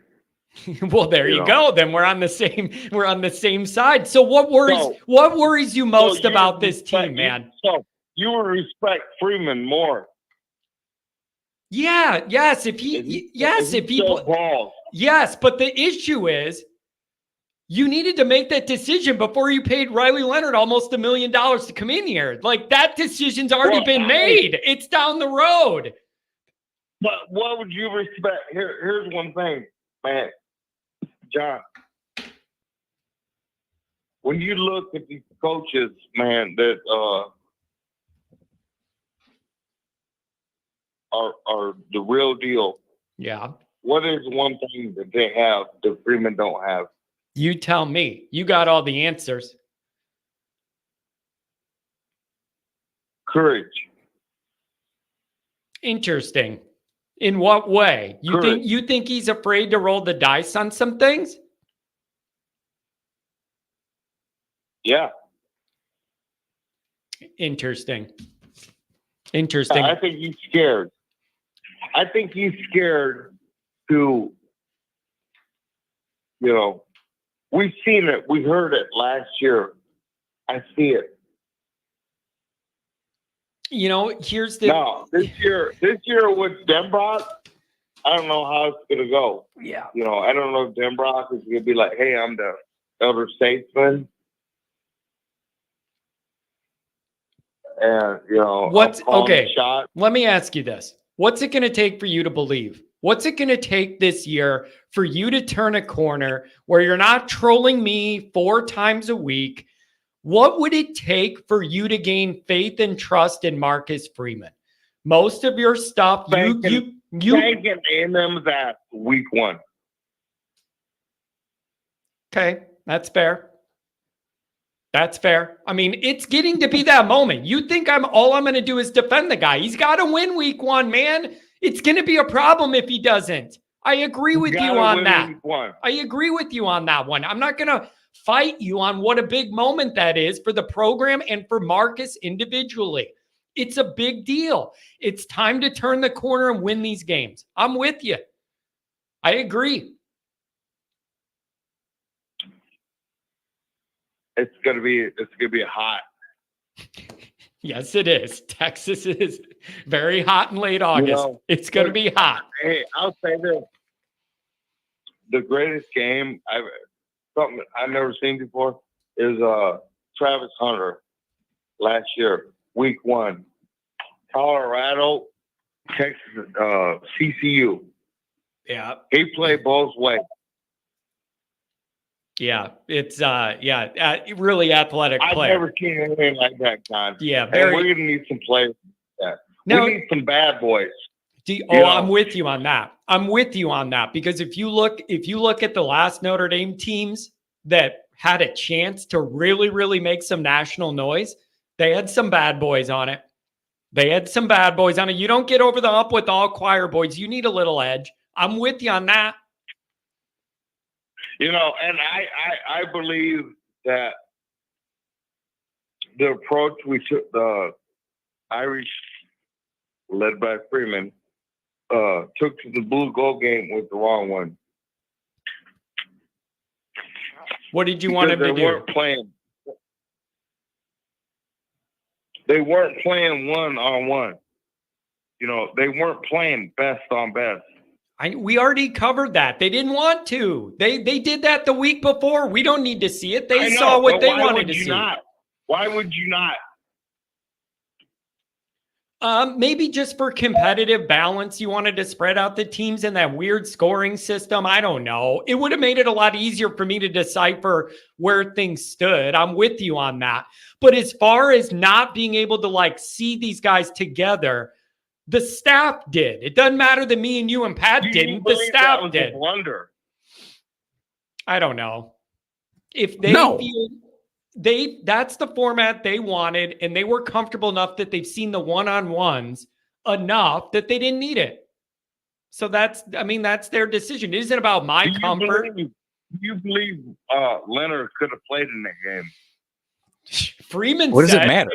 Freeman said if it was a real game, I would have had a hard time keeping him out of the lineup. Freeman said. No, you can't do that. With the guy coming off surgery, you can't risk another rehab. What was his surgery? What? I don't believe. Do you believe in it? Yes, I believe it. What do you mean? You think they made up the whole thing with the plate in his foot? They needed to be refit and all that? You think they made all that up? Is this the Twilight Zone? Possibly. No, man. Trust me. To protect him. I know you don't.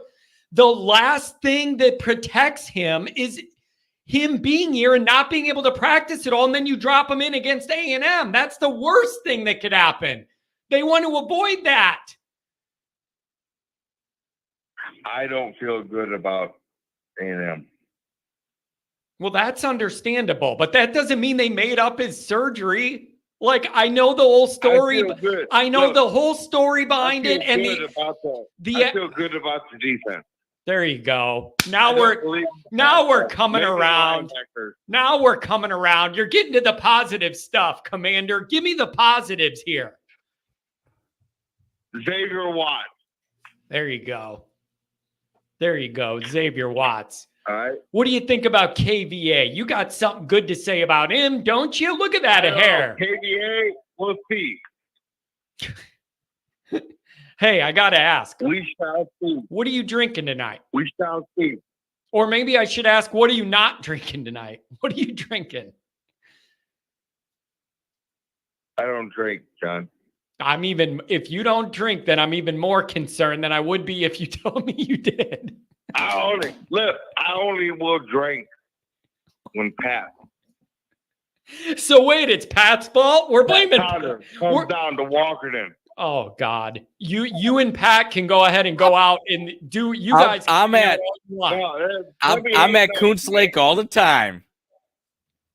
I gotta tell you, dude, the way you say man is awesome. I love it. It's like it's like Maine. I like it. I like that little edge you got. I dig it. I dig it. Only thing I can say, man. I want a confident coach. Yeah. Well, and that's one thing I've seen when whoever it is,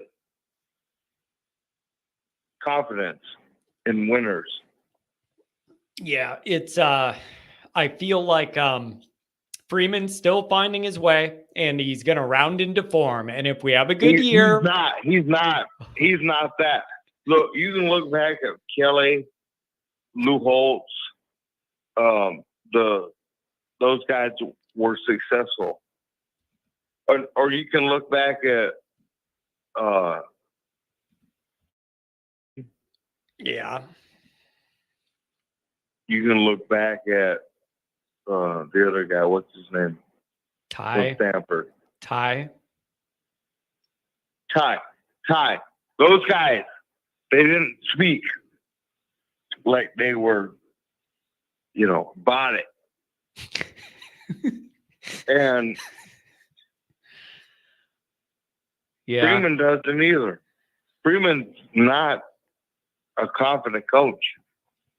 Well, I'm sorry you think but here's that. one thing I would like to ask you, John. Okay. Why are people like these guys on Blue and Gold or Driscoll on IB on my local radio station here in South End where I live, 960? Why are they on the radio and you're not? Probably because they're legacy media and they have the ins to those outlets. That's probably my answer. A lot of those places are legacy media and they have an in with those outlets already.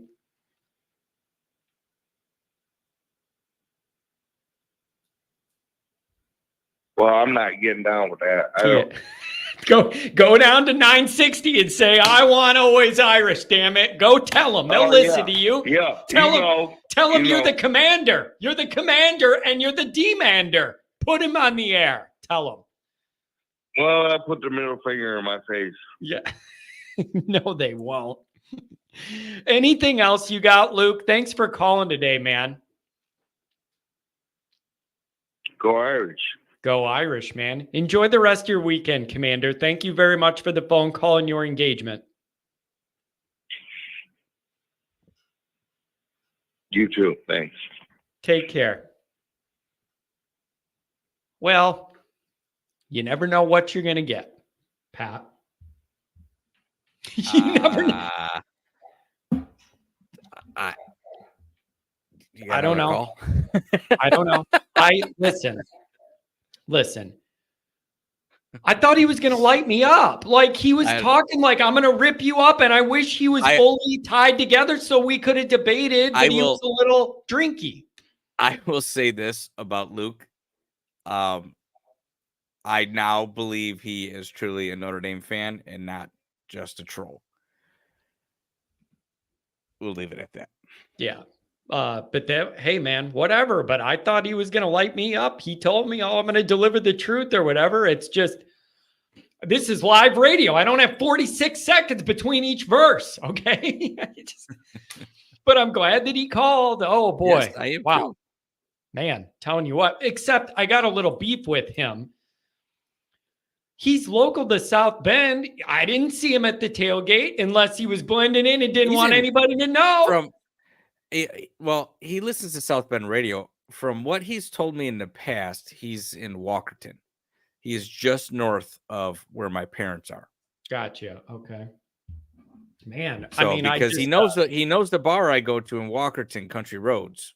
Yeah. And he said he was going to come in there, and he said that one time I was out there, he was going to pop a few shots off outside his back door.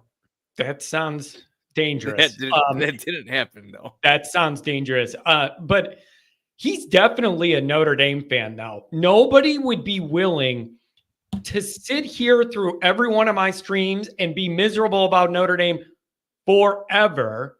Like, nobody would do that if you didn't really love Notre Dame deep down. He's just so jaded and beat down from the last 30 years of Notre Dame that it's all negative, like whatever, and he just can't deal with it. Like, I just... Angela, really? You want to go back to that? Yeah, it was funny though.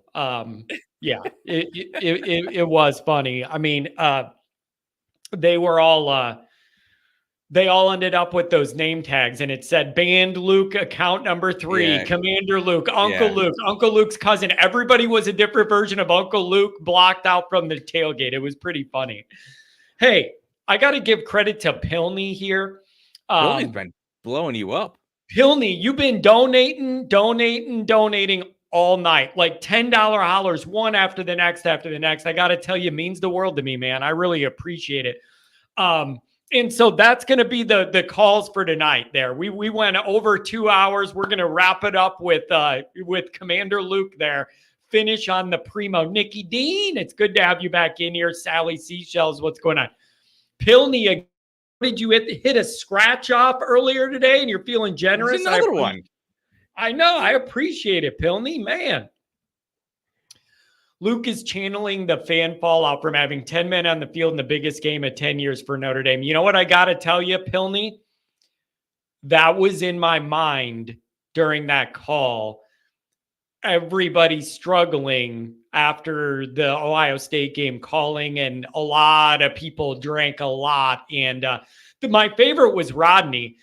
Rodney came after me. Rodney blamed me for it. Rodney is a sweetheart. Every time he comes to an event, he's hugging my mom. We're all smiling. And then after the Ohio State game, he's calling and he's going, "I'm blaming you, Pat. You said we didn't need to worry about this game. I'm blaming you, Pat." He went right at you all night.